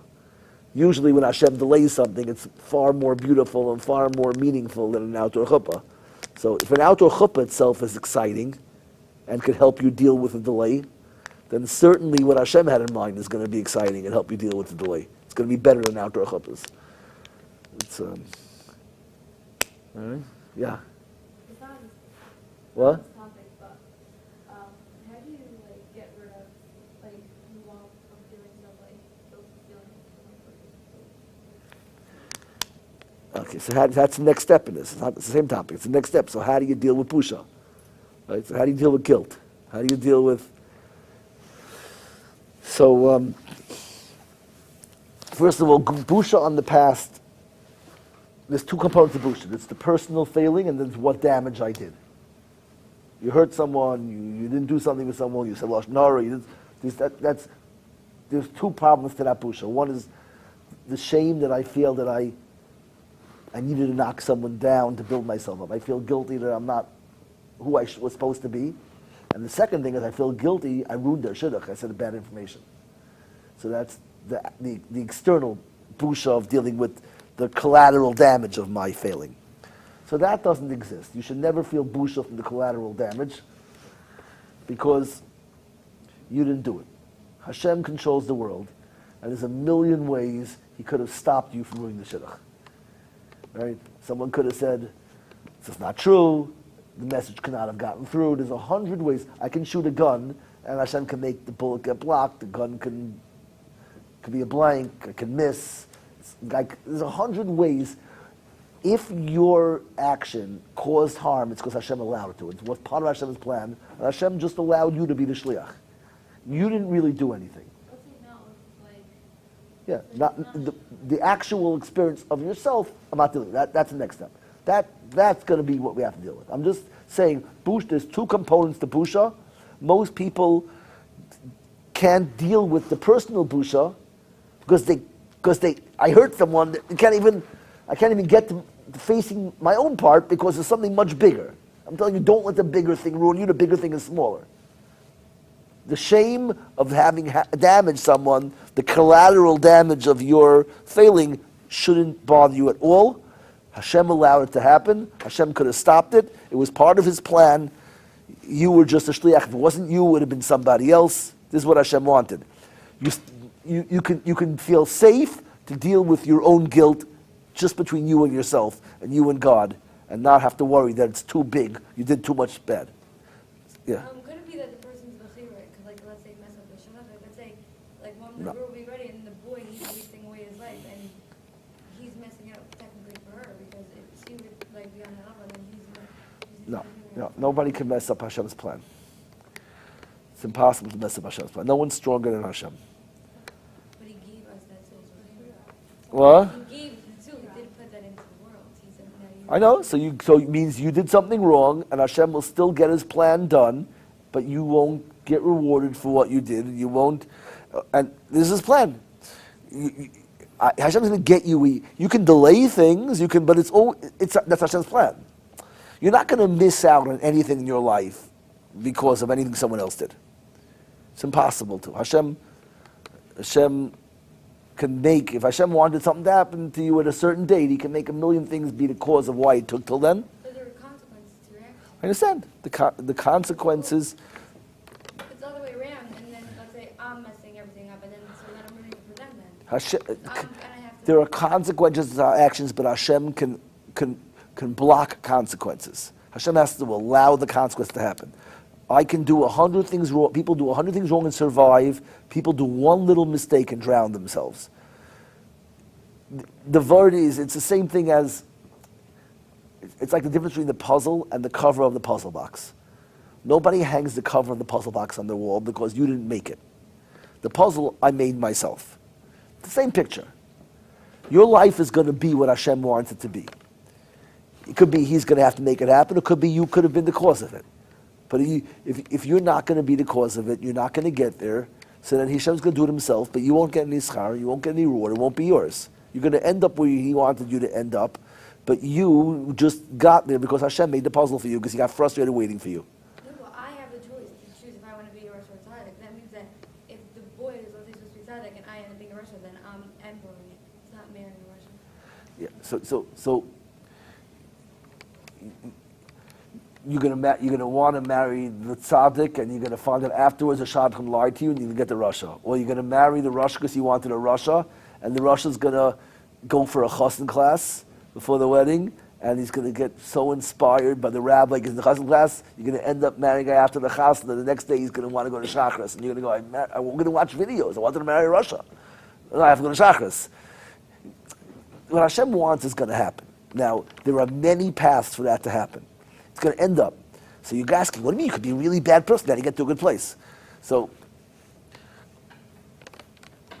it's such a elaborate talk, but these are some of the biggest sugis in the world. But the Rasha ends up the same place that Tzaddik ends up.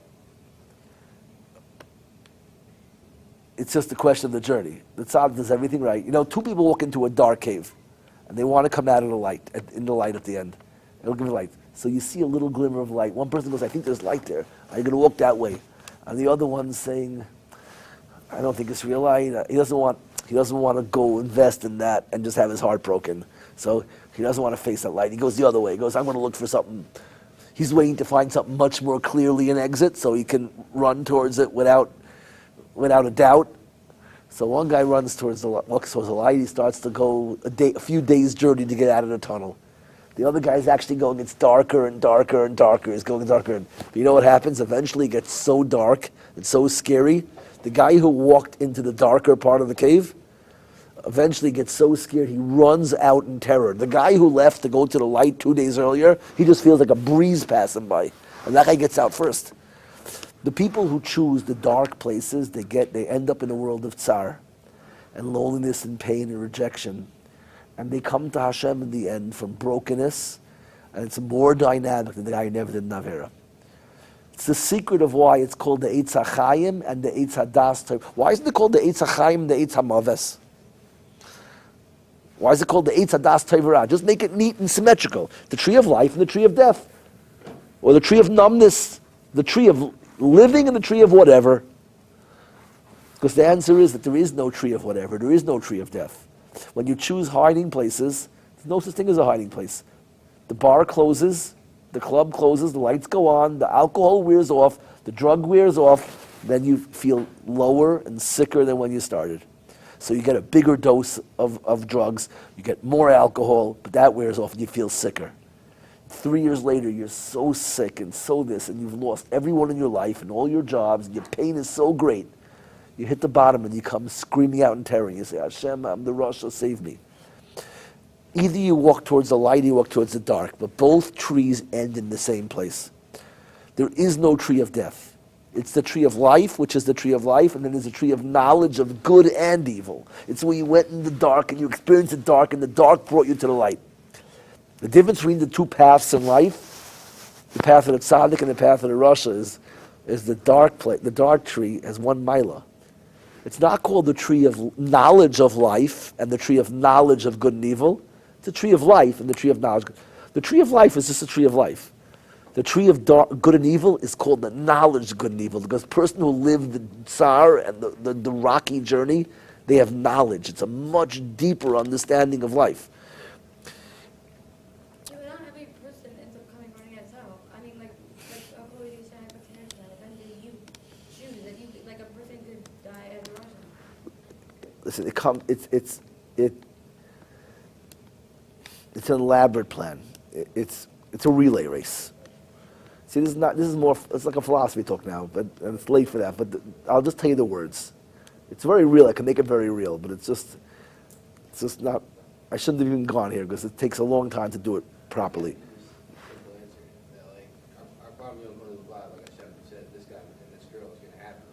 sees the future. But she's saying people die in Russia. No, I get that, but like, What's the answer? How do we know they're just in a simple way, like, he sees the future. He sees where this girl's gonna be, where this guy. So where's Bechira then?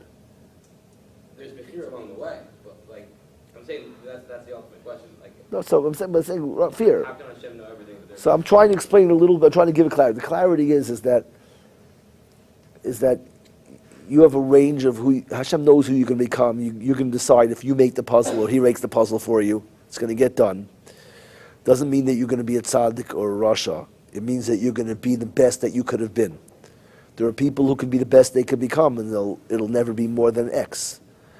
So how is that all good? All people have other opportunities. Life is a relay race. It takes doiris. My job is to be the best I could be, and I'm going to come good. I'm going to get married and have a beautiful family, and I'm going to make a happy home. My kids will grow up in a happy home. My kids will be very secure, and they're going to start off life where I ended off. So my kids will learn, and they'll become huge, and they'll become more confident, and they're going to marry somebody better than I ever married, and their house is going to be so lichtig that their kids are going to start off where they left off, and their kids are going to be on fire, and they're going to be that much greater, and they're going to marry huge people. And it's a relay race. Everyone starts off from when we left before. Every door caps out on how you could achieve. It's like immigrant families. They open, Chinese family, you open a cleaning store, and the whole family works there, you make a certain amount of money, and then you're able to send your kids to college. The next door starts off becoming a doctor, and they have a career, and they have a doctor, and they start their practice. The next door picks up. Wealth is built through doiris. Everything's built through doiris. Character is built through doiris. So, in Olam Haba is the experience of the whole thing as one. The whole kaima of my family, all the gzeidas and grandparents, all one consciousness. So we experience the shleimus of history. But each dar, we do it one person at a time. And my job is, I'm the next leg in the race. And I'm experienced, it's just, but it's not just internally just in my life. It's because I'm starting my parents' life, it's the justice of their life. A family who, what? What if your parents' place wasn't a good place? So then the justice is. So what if parents wasted all their money and their kids got to start off with $10 million from all the other parents who chip in from their hard-earned money? That's not fair. It's that the world is a just world. It's a real world. Your kids will start off where you leave off. That's the incentive to get your act together. And if you don't, then your kids will start off lower. And it's just delayed one door. Hopefully they're going to feel the tsar of poverty, and they're going to work hard. And if not, the next door will feel even worse. Their kids won't get in the yeshivas because they have no connections, and the yeshivas are cruel, don't accept you, whatever it is. It's all part of it. And therefore they're going to have more tsar. And eventually, one guy is going to say enough of this, and he's going to change. And he's going to make money and be lichtig, and then his kids are going to start. It's going to come an askin. People are going to say, his kids are going to start off in the best yeshivas, and the best chinuch, and in 5 daras, you won't even know where they came. But it's all real. It's justice. You want to understand the real justice of Hashem. You can study your life and see justice, but you want to see total justice, you have to look at the whole long story. It's a long story. And it's totally just based on the story. Everything is earned. And you have to see the big picture. This is philosophy, so it needs a lot of stuff to make it fully, to see the whole picture, to realize how perfect it is. But you're not everything. And you're not nothing. You're you. And your job is to be the most that you could possibly be. And it's all cool. We all have cool missions. The knowledge I'm not everything, I'm not nothing is a huge thing. If you're not everything, not nothing means you're something. Something's cool. Got to figure out you're something. And you don't automatically be your something. Your something is who you could be. The question is, how much of your something are you going to be? How much of your something are you going to leave on your table? How much will your children inherit from you morally, sense of wisdom, and money, and everything? Life is real, that's justice. If we chill our whole lives, we have nothing, so then we're wasting a dar, And people who suffer, who have a hard time, What Hashem's basically doing, He's giving you a crazy gift. It's like one door got, like you ever play these games like Chutes and Ladders, there are certain numbers you land on, you go up this huge ladder. Like you get gift of like 4 levels, you know? Or you play video games, there are pills that make you 10 times stronger for 3 seconds, you know? So when one door gets huge nisyonos, huge things, you know, someone doesn't have a shidduch for a long time, so that's a gift, because it's giving this door, it's like a trampoline for someone who's trying to climb. He's giving this door some huge drama that will allow you to reach levels that normally might take 3 doors to achieve. Those are the most exciting things, is difficulties. Difficulties are trampolines. Or the video games, it's those extra little things that give you superpower for 8 seconds. You got to kill a lot of aliens during those moments, because you're going to go back to a regular bow and arrow in a minute. You're going to lose the machine gun. You know, use the machine gun while you have it. Or if you're in a road race, you better do some laps quickly while you got the turbo boost, or whatever it is, because in a minute you're going back to the regular puttering, putt engine. So life is a long thing, and then once in a while Hashem determines that there's someone who has a certain skill or something, the family got up to a certain point, Hashem's going to give you some setbacks. He's giving you some difficulties, which will give you superpowers. Again, rational, I don't mean magic, I mean superpowers. You're just going to become deeper. In the regular life, how many doros would it take to get the depth that somebody gets by going to 30 friends' chasnas, taking their friends shopping for their gowns, right? That might take 4 doros. So you had grandparents, let's say, who were lazy, did nothing with their lives, wasted whole lives. And another one, they were abusive, and they were druggies, and they were ganavim. And then all of a sudden you find out that in door number 47, everything's equal. How is it possible for this door of Talmidei Chachamim and Tzaddikim to have children who are on the exact same level as my family, who were not from the Mechalei Shabbos, and my grandma was a town thief, and he was a drunkard, and at door 42 it's all the same. You know how it happened? Because in door 38 there was a girl who had trouble in Shidduchim, and she got so deep that she had realizations and understanding that in that one door that made up for 417 years of achievement from the people who are learning all day long. This isn't, I don't mean in a magical way, but I'm saying you could understand it in a rational way. If the goal is Havana and depth and reality, the things that cause huge jumps are when life doesn't go according to the plan. And if we really saw the whole map of the world, we would clearly understand, we'd be begging Hashem for, Hashem, I'm ready for the next shortcut, you know? Let me catch my breath. I caught my breath. Okay, throw me one more difficulty. You know, some people it's been too hard. I said, I know Hashem would be good for me, it would be exciting, but I can't. Give me 20 years of chill, you know? I'll let you know when I'm ready. Some people are never ready. But you know you know how you know if you're ready or not? You don't have to know. Hashem knows. When you have tzaros, it means Hashem decided you're ready.